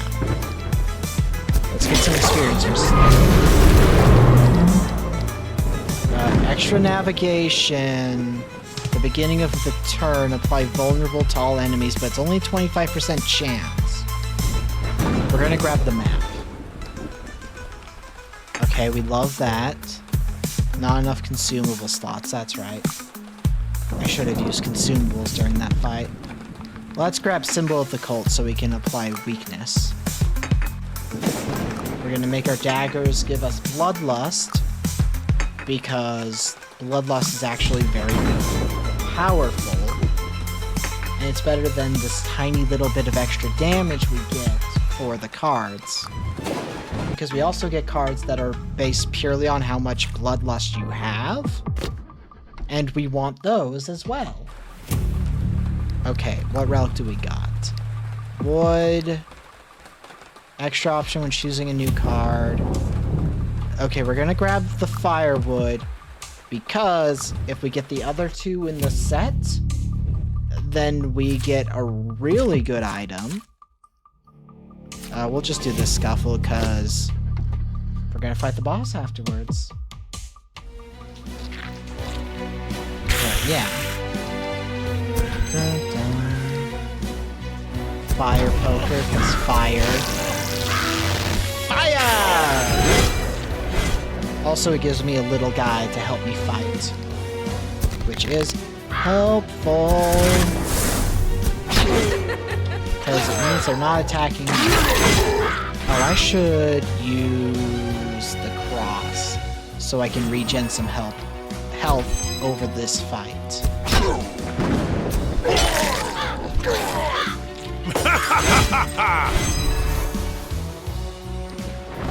Let's just make you weak. we'll take advantage of this to upgrade our cards by snap, block, stab, stab.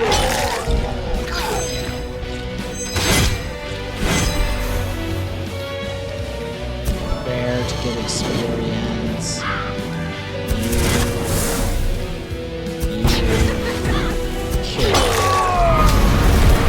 We're back to full health. Oh, at the beginning of each battle, we're getting 30 coins? Okay. Oh, Molotov. Easy choice. The Molotov cocktail is so helpful. Oh, ads are about to start, friends. So now is a great time to get up, stretch, use the bathroom, and whatever else it is that your body needs. Maybe grab yourself a snack. And we shall return. I will resume the game after the ads end, but we'll take a moment so I can use the bathroom, because unfortunately my bladder is trash.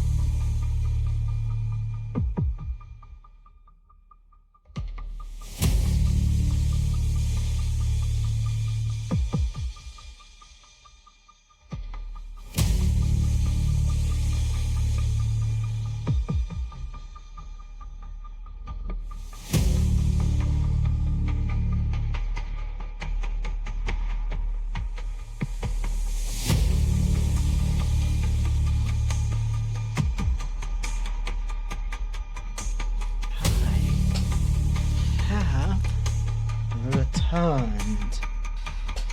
I'm sure hope everybody has been having a nice night. Nobody's been too upset or having a bad Christmas. I will not start the boss fight combat-wise, but I have got it started just so I can see my first hand. But, you know, it's a very relaxing day. Me being sick has not been the best, but at least I didn't have to drive into a family. That would have been truly miserable, if we're being honest. I really need to move out of state so that it's harder for that to be a thing.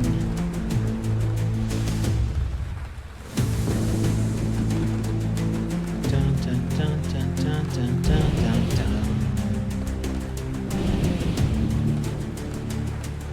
And I really need to remember to take a bunch of like green screened photos, like screenshots of my model in various states. Oh, excuse me. Because you can use those, like with images, just very easily to make thumbnails and the like, which would be very helpful for like the stream discoverability because it looks more professional. I'm just forgetful and keep not doing it.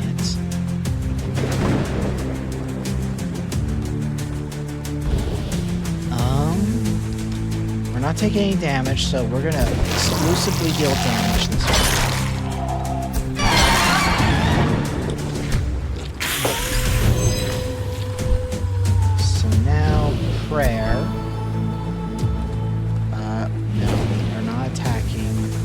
who's attacking me? You?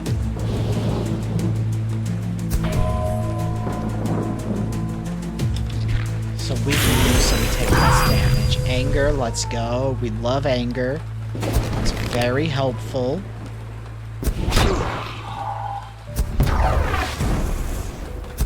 Because it makes us do extra damage.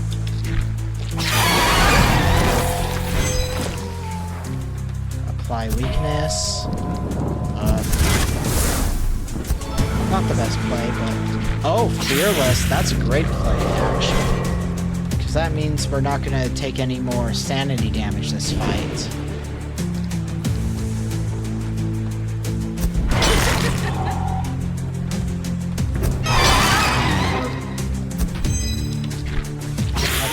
Oh, doing great.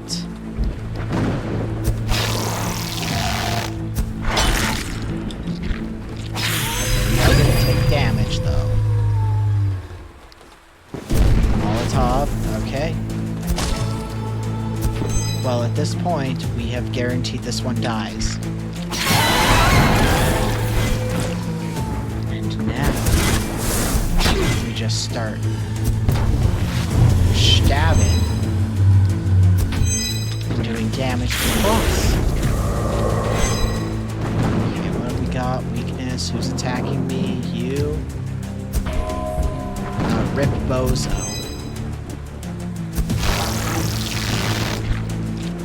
Begin that shocking dash very quickly towards where I need it to be.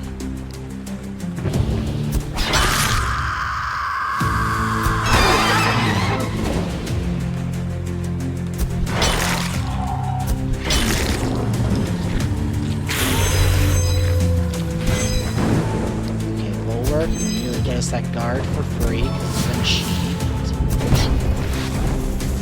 Get that door out of the way, just so it's only them doing that. Do this. Do this. Do this.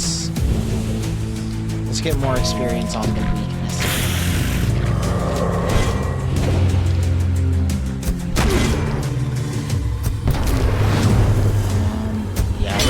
So close to death, I'm gonna focus fire for a bit.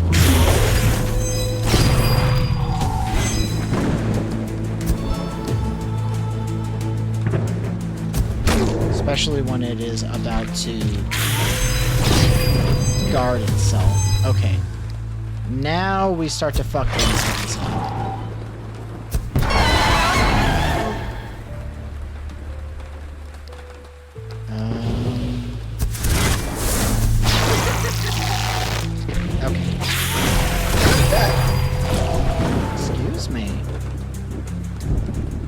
Gets the level up after this round. That's great.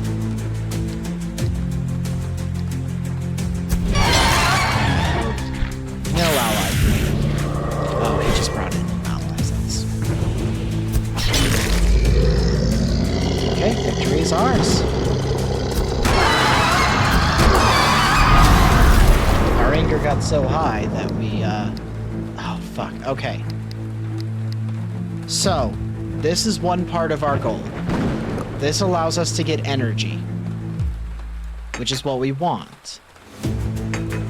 But we need to get the other two items in the set for the best effect, because, first of all, one of them just makes your powers more powerful, so they do, like, extra stuff, which will help us the most if it's doing extra.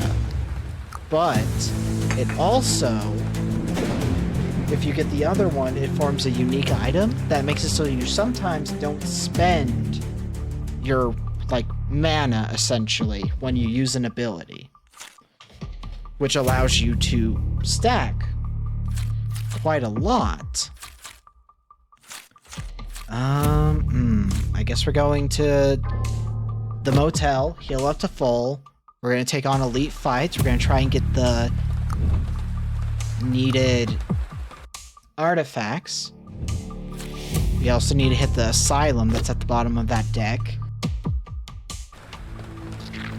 Because we need to get our energy back up. Weakness, weakness, block, stab.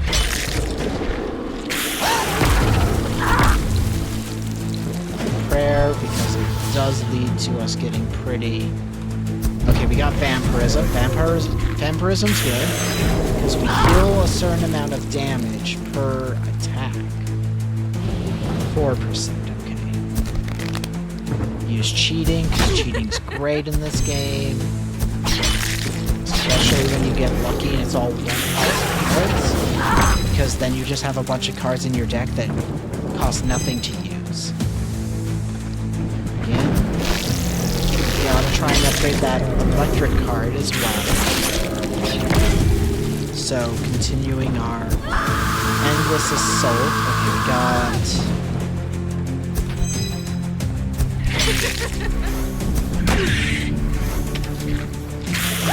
toxicity, so we're going to start doing poison, except for to the giant snake, because the snake's immune. So we're not going to start doing poison, actually. We're going to lower your damage, we're going to block, and yeah.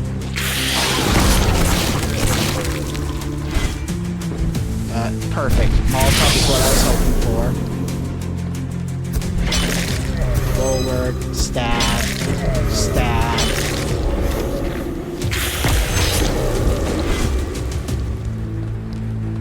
Oh god, my hair. My hair's caught in my hands. The points of long hair are not enough to make me wish I had short hair, though.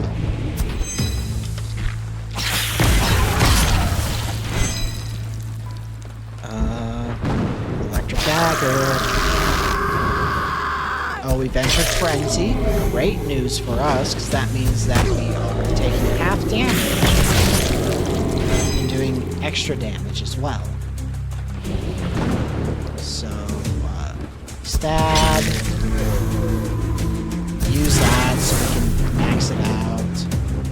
Use that just so we can use it. And with that, we have won the fight. Anything we do now is purely using cards to level them up.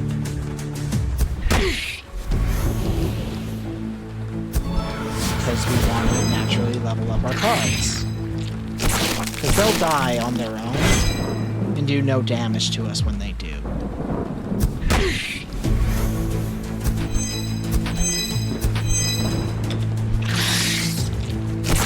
They apply poison, but poison ain't gonna trigger on us, so we're fine. At the beginning of your hero... Yeah, we want to draw more cards. More cards will be helpful. We don't need that compared to what we get. This one applies bleeding, 5... No. Pick a card. Bulwark. Let's get extra defense as a possibility, because that's the best play for us. We are not drawing the cards I wish we were when it comes down to them, though. But we've got anger up, which is great for us because it will... The way it works is every time you get hurt, you get more damage. As you get more damage, you deal more damage. Which means during the fight with Cthulhu, we hold out till the last round where we would live before doing our move. Well, not necessarily. Okay, use the bulwark because it's free. Stab. Electric. Slide to the left. Get that. Apply weakness so we take less damage. Bulwark so we take even less damage. Anger causes us to start doing damage, which is great. A lot more damage. It is better if we block so we take no bleed damage. Stab while they're still bleeding. Stab, get themselves some bloodlust up. Use ram through twice, because we're taking full damage, but we might as well make it better for us in the future. We're just doing all attacks this time. Because we're not taking damage this round, so doing as much damage as possible. It is the ideal. Let's get damage.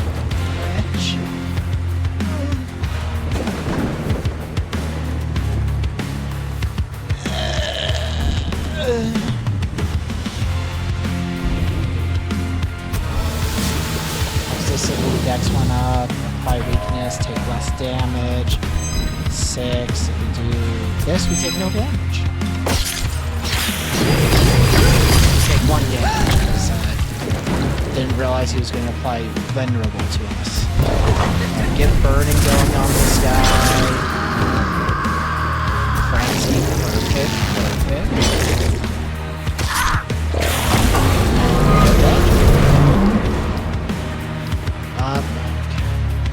Upgrading 3 cards, let's go. That equipment's not worth it. Ah, fuck, I need the record. In case we get a certain thing, we'll get rid of this. I need to remember to use items in combat more. Bandage. Okay, we've got the shocking dagger where we need it. Okay, we got Molotov cocktail going up in level. We got the bulwark up to a higher level. Let's go.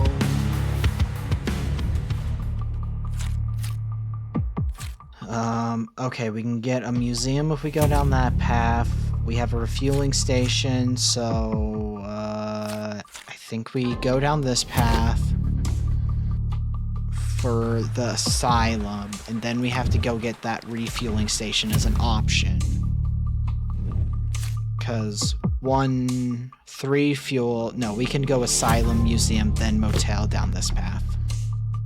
I think. I'm gonna double check. Meditate, get us our stuff healed back up. Let's go. 1, 2, 3, 5. Yeah, we'll be fine. So we go to the museum. We get 1 of these. Let's see. Lower max HP, more energy. The whip is our best option.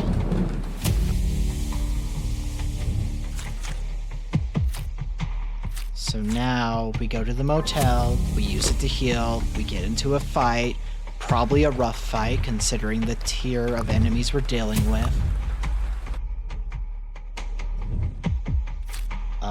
Oh, we also do get a merchant along the way, so we can spend money. We have a lot of it. So we can get relics, no problem. Okay. So we want to kill this one first, so it will give us an ally for this fight.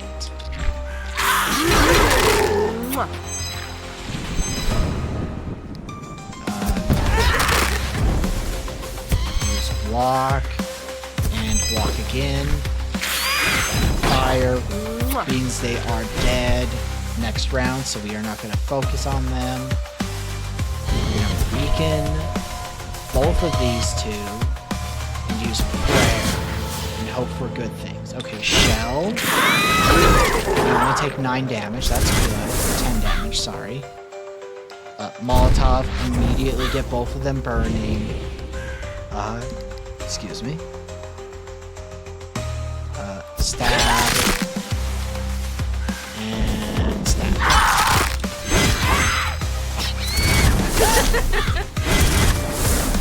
Ooh, God, we need as much damage reduction to what they're about to do as possible. Holy shit.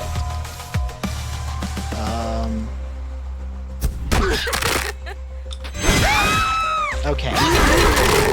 Okay. Okay. Block. Block. Block. Attack. The fact that we have trauma is really fucking us over.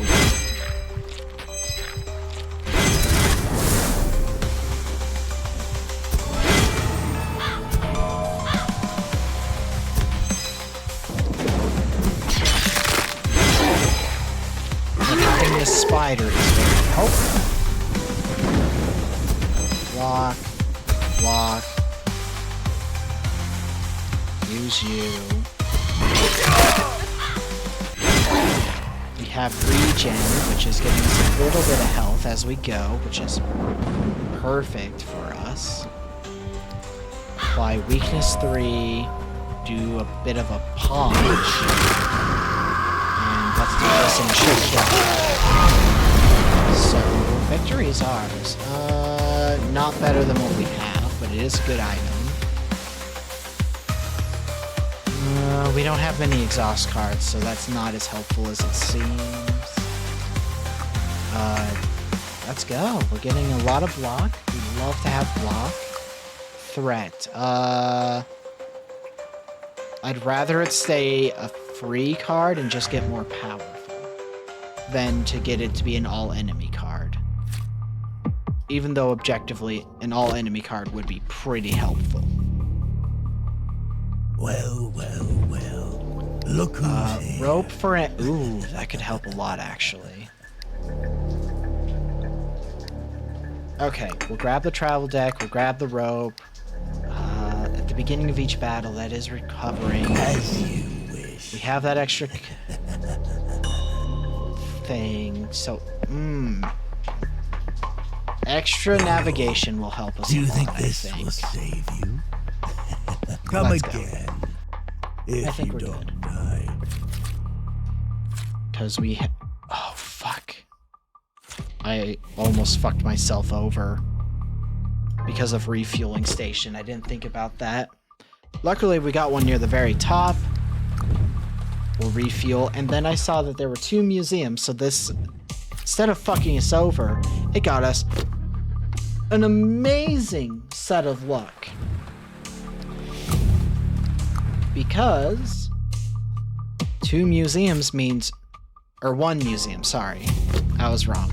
But still, 1 museum is a relic. Okay, we got the eye. We need to grab the eye. Because we're now 1 item away from, like, the special item that could absurdly make us busted.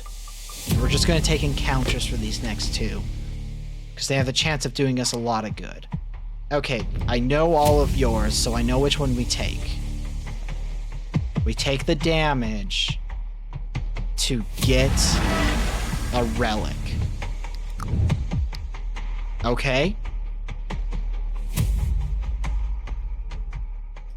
So it just makes it so that we draw extra cards now, which super helpful. More cards is always a powerful thing. Oh god, I only know like 2 of these. Okay. I don't want to... Let's attempt to stop the ritual. Suspecting that the cultists are planning something terrible, you shout at them to stop. A chase begins, but you won't get far. Prepare for a fight. It's a scuffle. That makes sense.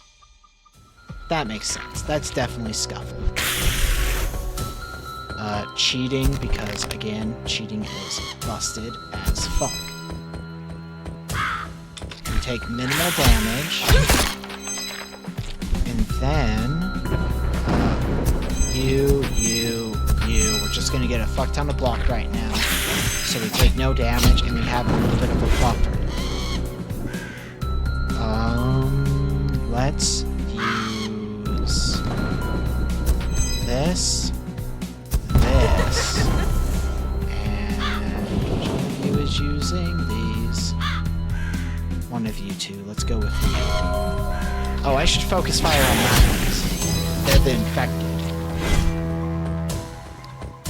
Use this. Use this.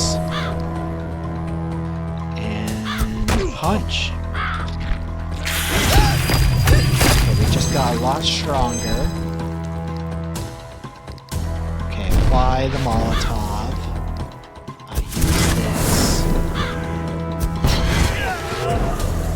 Get the spider. And we are doing good. We'll use it on you, and we'll stab it. So we are now basically basically at the point of just having victory. So as much card leveling up as I can do is what we're going to be doing. Which resulted in us getting a few level ups out of it. Every time you discard... No, the navigation is better. Ambush because it gets through block. Better block, which is exactly as it sounds. The prayer gets better, let's go. I'd rather get more block from the ability than more bloodlust, because we have a lot of things that give us more bloodlust as it stands. We have to use some of our item, at least one item during this fight, in order to... Let's use Shell, so we can always be guaranteed to get a bit of health. And this person is dry, so they take extra damage from the fire. So our goal is, without a doubt, to get this fucker on fire as much as possible.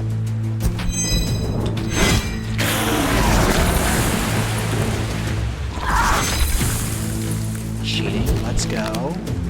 Ambush, follow for that defense, fire, and stab. So we do take damage from the cold is the downside, because it breaks through your armor. We're gonna use this so we can do Molotov, because again, fire, very helpful against this boss.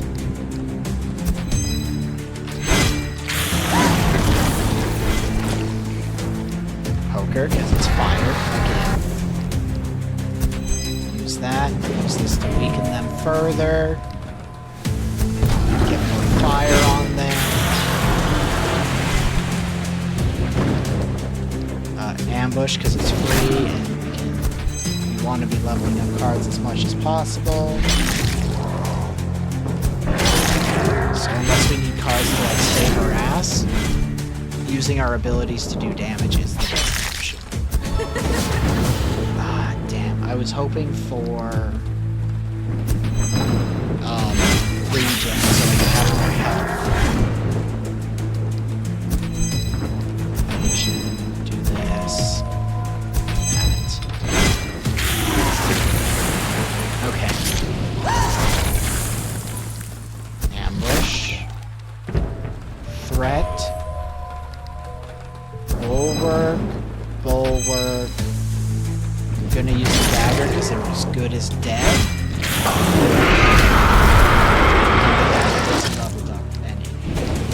Okay. After playing 5 cards, gain 10 block is pretty good. At the beginning of each battle, summon a character, the mutated rat. Not worth it. We got another newspaper. That's really good. We're gonna give improvised means. I struggled to speak for a second there. Okay, museum off the get-go. Let's go. Refueling station because we need to get our gas back up. If I'm right, we don't need to worry about our gas at all past that. We're gonna do this one because I don't know what the bonsai tree does, but I'm curious. And there's an achievement, so you know. At the beginning of each battle, apply resilience. Okay. So that means we get dex anytime we take damage. Which is pretty busted. Well, not busted, but pretty helpful. I was tempted to get the other one, though, because it was a part of the 3 items that would give us spheres, but I don't think we're going to get the spheres anyway. So, we are late enough in the game that getting more cards in our deck is not helpful. Like, at all. So, we're gonna need to plan out our things. That'll get us monster melee so we can kind of skip past this merchant. Because then we get a motel, then the merchant. Once we hit the motel, we'll decide if we're doing the elite foe fight or not.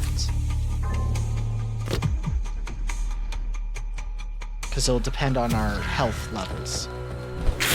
So these guys are... They receive damage from fire and cold, so we want to burn them.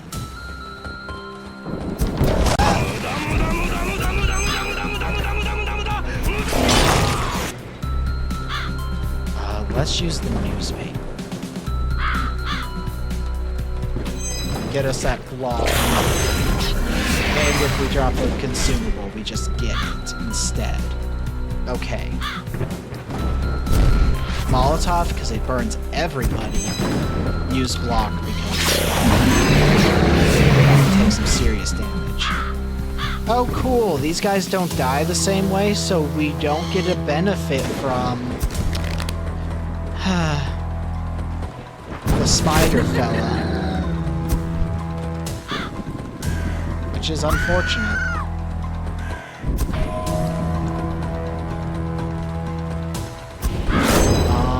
Is this to all enemies? We're using that. Fuck you guys, we're not getting attacked this round. Okay, bandage because we want to block.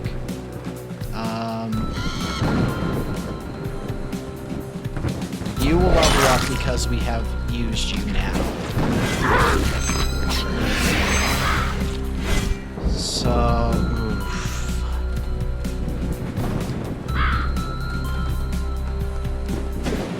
Let's use it on you. Let's block. Block. Kill. So there's one less enemy. Ambush, so we can punch through your defense. Block. Punch. Punch. Things are not looking great for us. We've entered Frenzy, however, which is good for us. Block, just so we can kind of keep it up. Get the fire on you. Because we need to be fucking you up. It's only the little guys attacking, so you use this. Bulwark. Bulwark for defense. Because they need a level. Okay, they've split, so we don't have to worry about them anymore. So let's get fire and fire. Defend.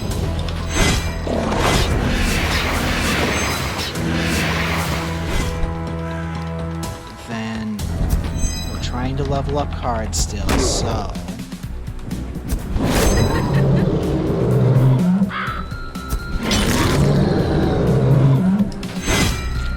oh, excuse me.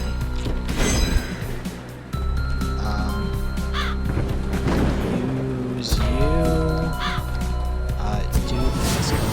Regeneration, let's go. I was hopeful for that specifically, so we can kind of heal up with the last little bit of this fight. And we can continue to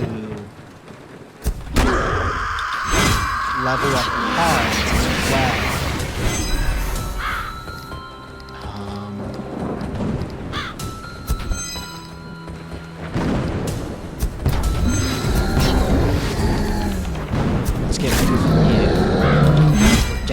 One enemy, they have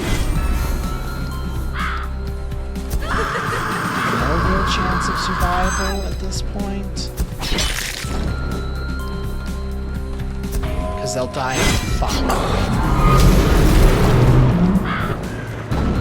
Okay, ooh, that's really good. Oh, that. Okay. Our Cthulhu. It's too late in the game to be using those, I think. Go down this path because it's shorter, and it's unlikely we're gonna be leveling you up any further, so Or anyway, past 1 Pokeball at most. And that's pushing our luck. And you're now up to weakness 3. You do more damage through block.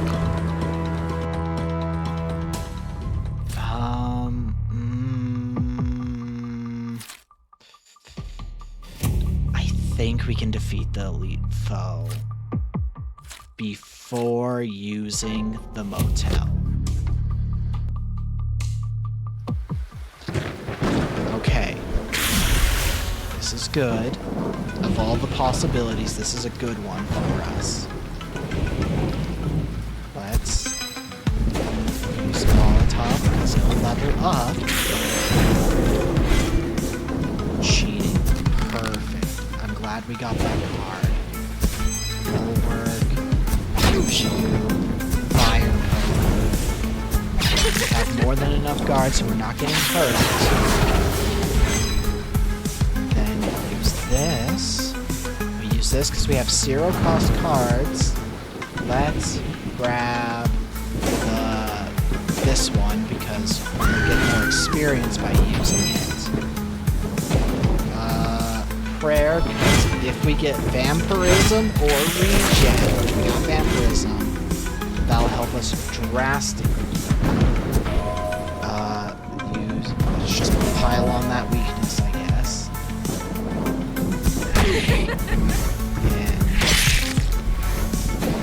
And just try and fuck up those things because I don't want to get poisoned. That's what they will do.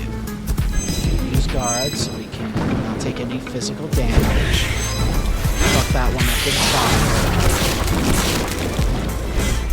If we don't take them out this round, they will poison, which means I don't want that.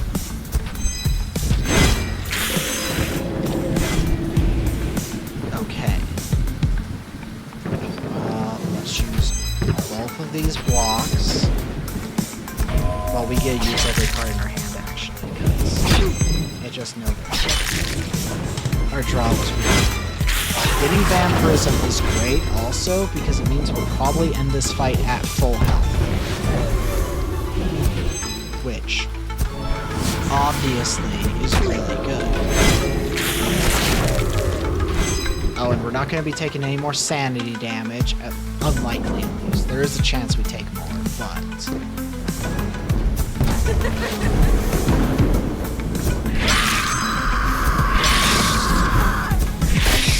Entered Frenzy.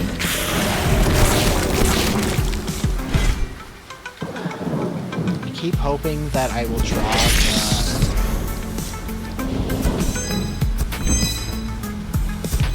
the Molotov when these guys are here, because that's the best play, but I've been getting unlucky in that regard.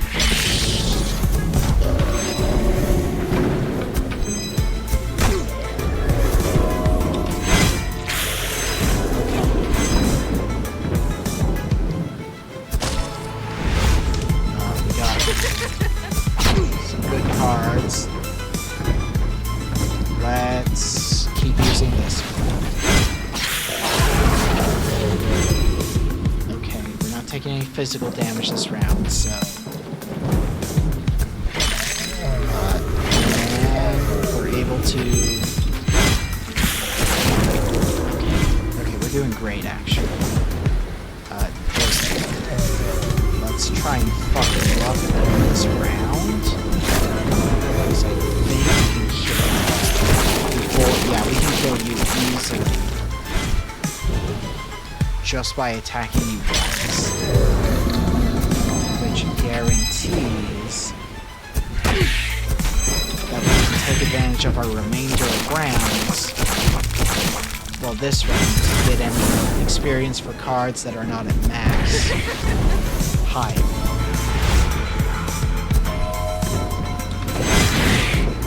So they trigger their poison, and we get poisoned, but it doesn't matter because the battle's over. We're gonna grab this.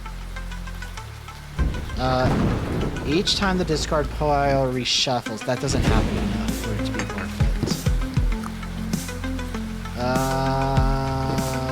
No, these are not worth it.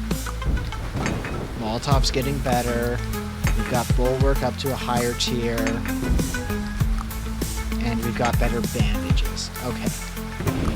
So that was 100% a perfect choice for us because we got lucky, admittedly, and just earned a fuck ton of money. And we're at full health, so we're gonna upgrade a card, which will be Molotov. Because now, if a target is bleeding when we throw a Molotov, they take extra damage. Which, obviously, is pretty busted. Well. Okay. Look who's here. Oh fuck, now there is a chance I get that. Okay. I haven't seen the turban before, but we do have a chance to get a new card. Reveals details of travel cards when hovering over them. Huh. I don't know what that means.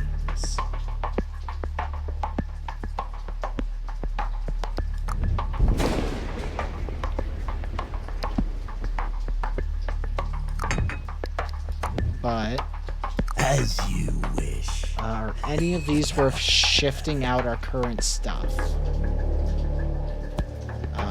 Despair, upon damaging an enemy, apply bleeding.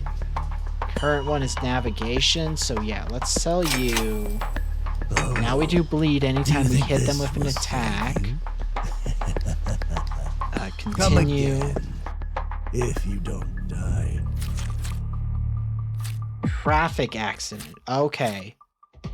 So it's telling us specifically what we're gonna have to deal with.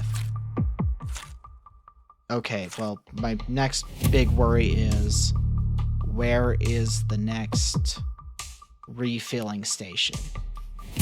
1, 2, 3, 5. So we'll go down this path because encounters are safe for us.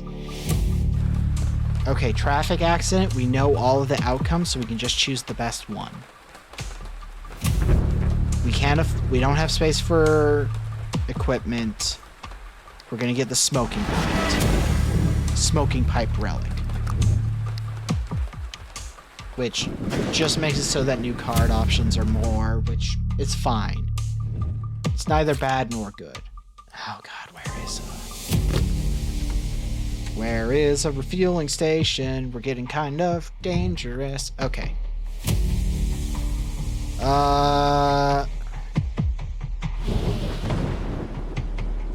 We don't need a heal. We'll do this, even though we're not going to grab the item because we don't have the space and it's not better than any of our items. Oh, fuck. Okay. 1 and 3, that leaves us with 6. 4 would leave us with 2. Well, wait. 2, 6 cards. We have 1, 2, 3, 4. Okay, we're fine. We'll go here, we'll go museum, and then we'll just go down a different path that's only using 1 cards.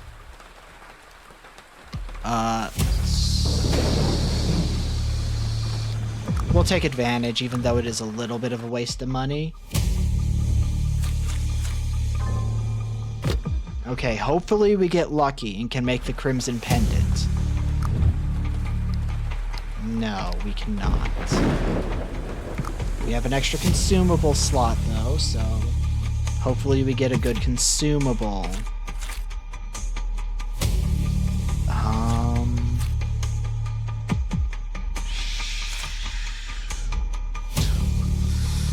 If we go this way, we get 1 encounter. We're going to try and hope for that counter being really good. That's what I'm hoping for, is that the encounter is a really good encounter. Okay, who's the 14? You're the 14. You get weakened. Do this. Who's the other one attacking me? You. You get weakened. You are my target, though, because killing you results in an ally for me. Molotov immediate fire is super helpful. Bulwark so we can get some defense going. I'm gonna use the newspaper.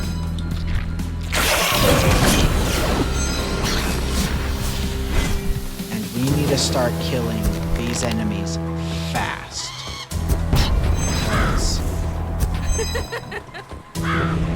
Because we keep spawning enemies.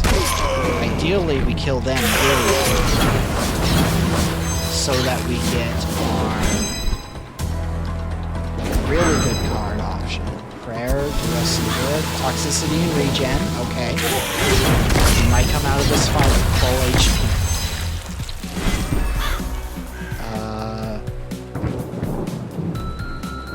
Let's... Can I kill you? Maybe. You're as good as dead. We got lucky, I just noticed that our frenzy triggered. And we've got more abilities that are going to be leveling up. Okay, this one's free for us because of our luck. We're going to continue to focus fire on individual cultists. And that one is just poison. This one needs a little bit of a level up still. We're gonna use prayer, hope for vampirism. So we should come out of this fight full. We naturally want to target people.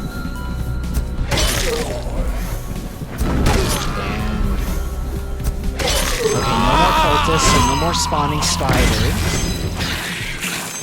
Okay, we're doing good. We're doing good. Let's use you. Fire. This bulwark and this bulwark because the bulwark is increasing our level on it. Okay, that one's going to get a max out, which is really good for us.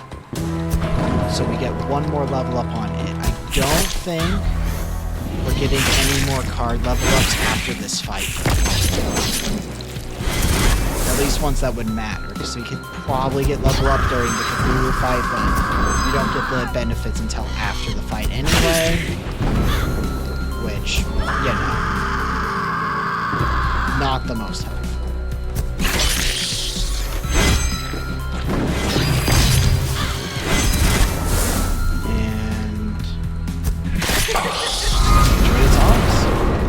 We leave, like I said.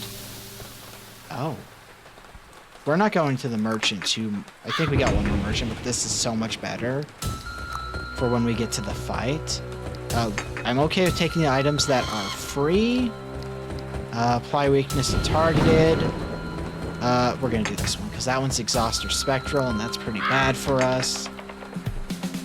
Because it means that essentially no matter what we do, that card disappears as soon as it enters our hand, if we use it or not. So, Asylum. We won't use it because we don't need it, but it is nice. We get a Scuffle, and then we get the Encounter. And hopefully the Encounter is good for us.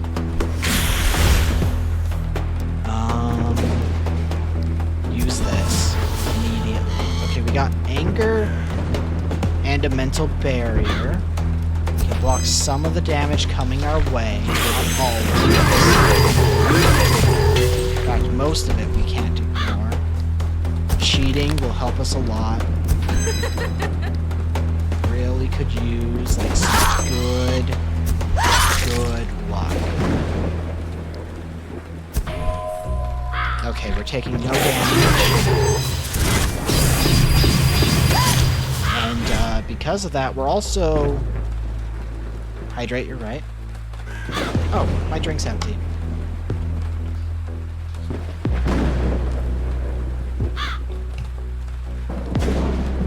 just gonna solve that issue real. Bum, bum, bum, bum, bum. Bum, bum, bum, bum, bum. I'm blocking my webcam so my tracking's deactivating because it's not able to see my face, which is important for face tracking. As I continue to fill my water bottle before I add the powder that makes it more hydrating, because that helps with my struggles to stay hydrated. With how much I drink water, I shouldn't be struggling to stay hydrated, but I really do, and that's frustrating.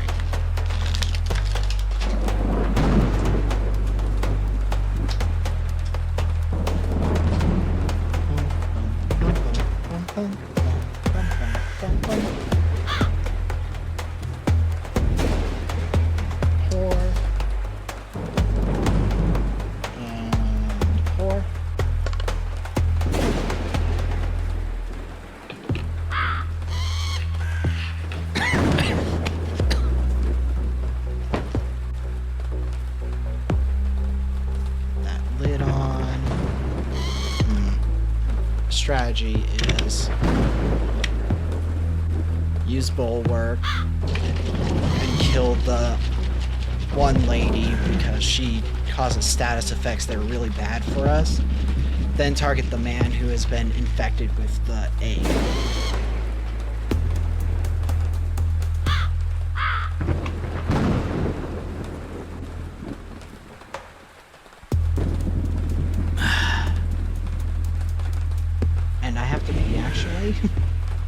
So I'm gonna run the ads a few minutes early so I can use the bathroom. So go ahead, get up, stretch, use the bathroom, and grab yourself a snack. Or none of those, up to you. I'll be back.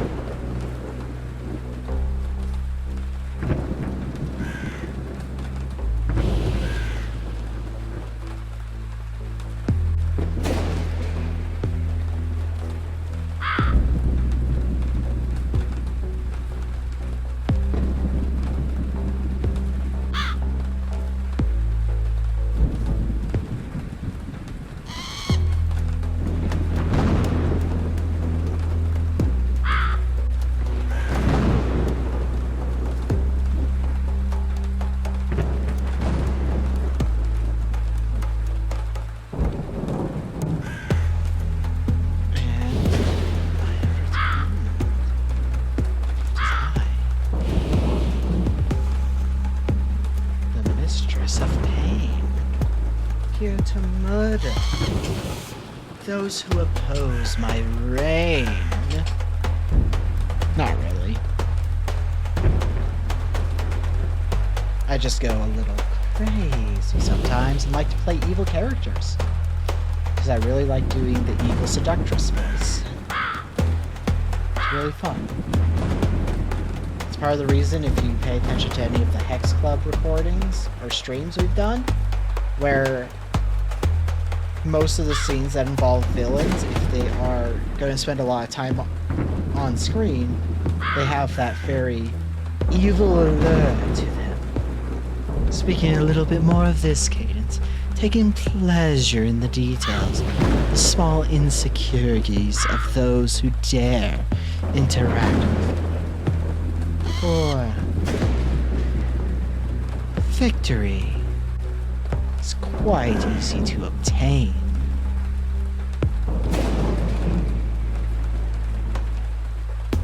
Anyway. Evil lady's dead. Fire on this jackass. Grab a free card of stab so we can do a little bit of stabby stabs. And then block up so we take less damage. There's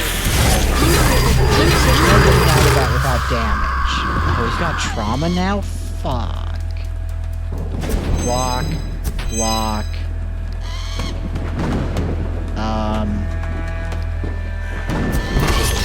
Kill. It didn't focus on the guy with the infestation, so that one's on me. I kind of fucked up there. We got Shell and Spiky, so that helps a lot, actually. Make you weaker. Get us some block. Fire. Kill you, get the spider. Stabbing because we can.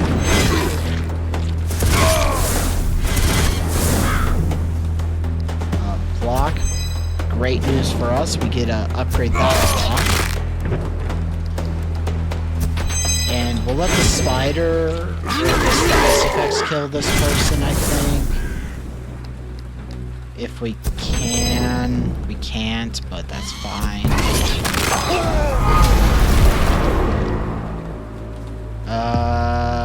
No, it's not better than what we have. We're just gonna reject those cards because I don't think we're getting any advantage of extra things clouding up our deck. Woman in white. Okay, we can heal up using that. Or I don't remember all of the outcomes.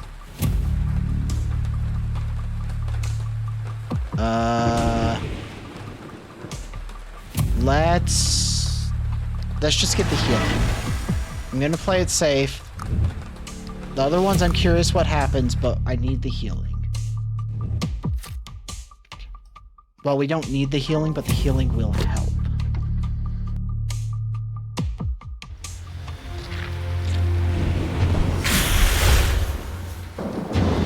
Okay. Get some block into our system. Use cheating because that'll help us a lot. Ball work because again, a shit ton of damage. Take damage, but this is fine. We're building up towards that card. Okay, we got the card. Okay, what do I have right now that can help us with it? Let's get this out of the way already. We're not getting attacked yet. So we're gonna bomb. We're gonna spend all of our energy to supercharge our energy points. So we get one huge salvo attack right away. So we've only done 3% of damage right now. This move has the potential of doing 13,000 damage, but it could do really badly and only do 25. So it's a range of 25 and 1,300 damage. Can we get lucky and one-shot Cthulhu?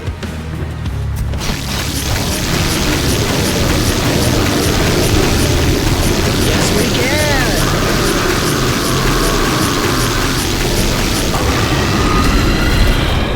We super killed Cthulhu, in fact.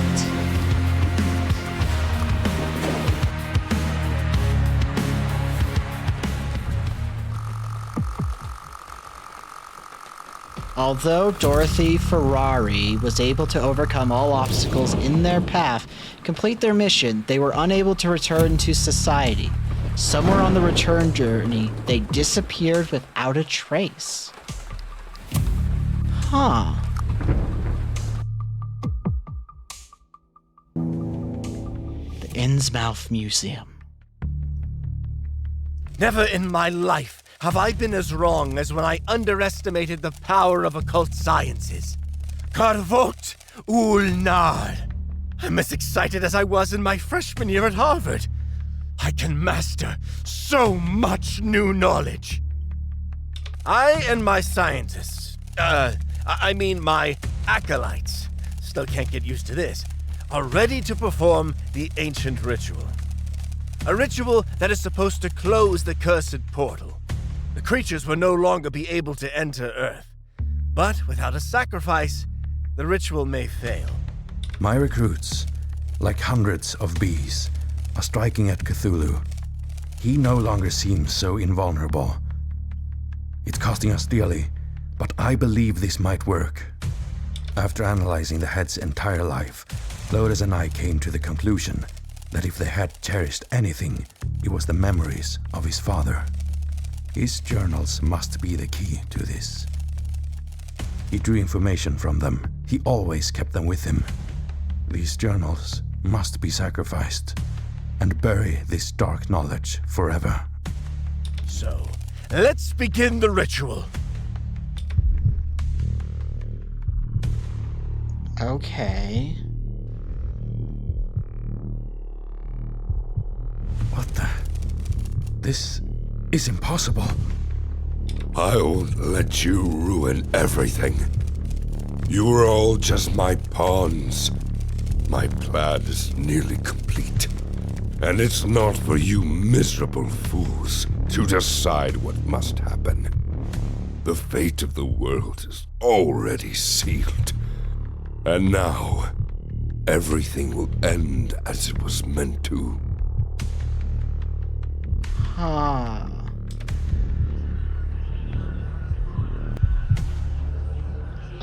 Excuse me? And it was foolish of you not to flee. Unfortunately, now I'll have to deal with you as well. I couldn't save my soldiers. But now, I will save you. What have you done? You? But how did you? This is for my sister, you bastard! I love her design, by the way. Her design is really good.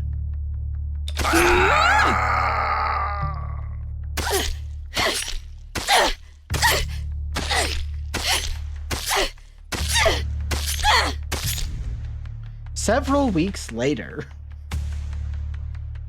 This is what I was always seeking. Mysteries that never succumbed to logic. Now I can control them. Oh, that's not good.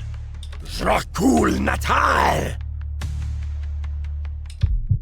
Oh, this isn't good.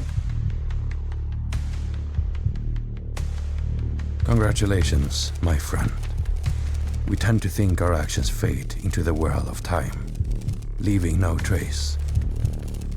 But there are moments when a single act can change the course of the world.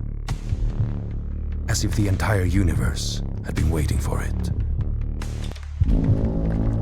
Huh. Something What's really that bad's noise? about to happen, right?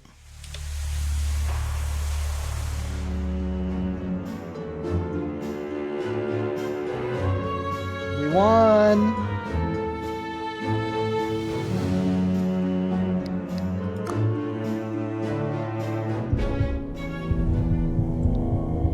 Congrats, you have successfully completed the campaign story mode. Or campaign mode. The campaign storyline is completed. You can continue this campaign to unlock new cards, inventory items, upgrade buildings, and carry on with the investigation.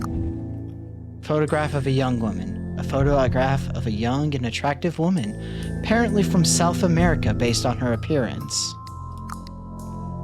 Story of Guillermo Grimm.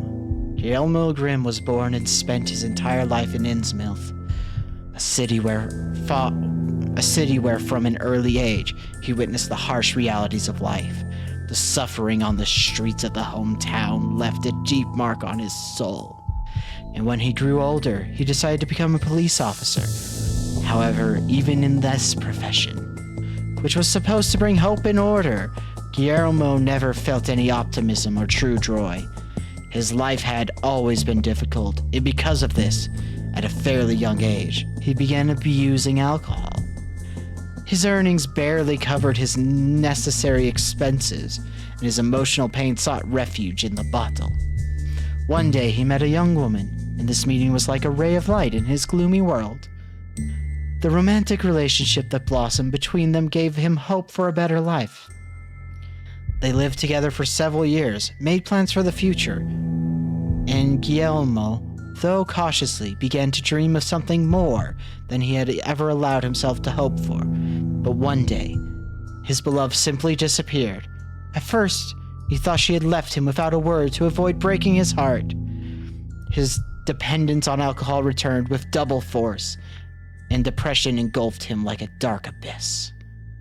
However, everything changed during an investigation into a criminal case related to a mysterious cult.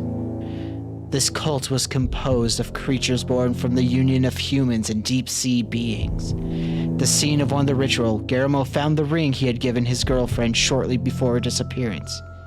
It was then that he realized she had been kidnapped by the amphibious people for some dark ritual. The truth destroyed him completely. He was left as just a shadow of his former self. One of his calls, while intoxicated, ended in disgrace. Guillermo overstepped his authority and was dismissed from the police. However, he continued to wear his uniform, as it was the only symbol left of his former dedication to the law and his own identity. His life turned into a series of sad evenings spent in bars, where one day he met Gregory Grum. Over time, Guillermo joined the Moths. They were interested in his connections in the police, and he simply had nowhere else to go. However, depression and deep despair continued to live in his heart, never letting him go for a moment. Oh, he needs a hug. He absolutely needs a hug. That's heartbreaking. Dude deserves a hug. Provide more hand each gun, increase max energy, or... Nope, that's the one. Unfortunately, we didn't get the spheres we actually needed, though. For these, like, more impactful upgrades.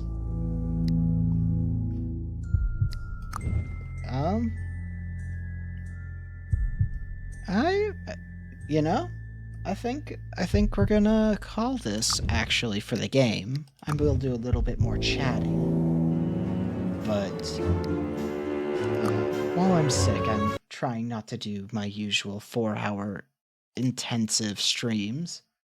Because part of my sickness is a sore throat. And you wanna know what really makes your throat hurt? Talking. Talking for an extended period of time.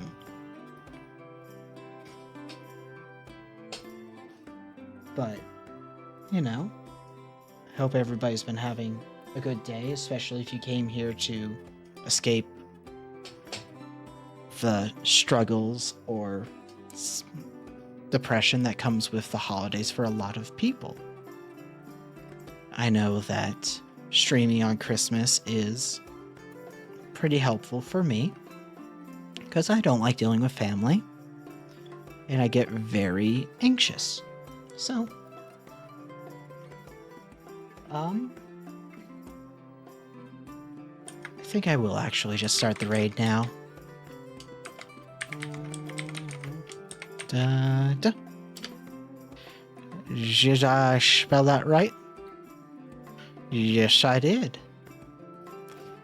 And, yeah. When we return to streaming next week, the start of the new year. Oh, we will also be streaming on New Year's Eve. I will probably start later than usual, but go until midnight is the plan. Because New Year's Eve is on Tuesday next week. So my stream will just start a little later and will go probably a little longer because of that, assuming that my sickness does not get worse. Where we will, relax, enjoy ourselves. We will. I might choose to start the next stream series game because we're kind of letting Okami and Phoenix Wright just rest where they are, and we'll return to them when I have more than 2 days a week to stream, maybe over a vacation or something, because those are bigger games. And I feel like if I'm not doing a lot of consistent work in a short time, I'm just going to drop it later, which will be less satisfying than earlier. But, hope everybody's had a good time.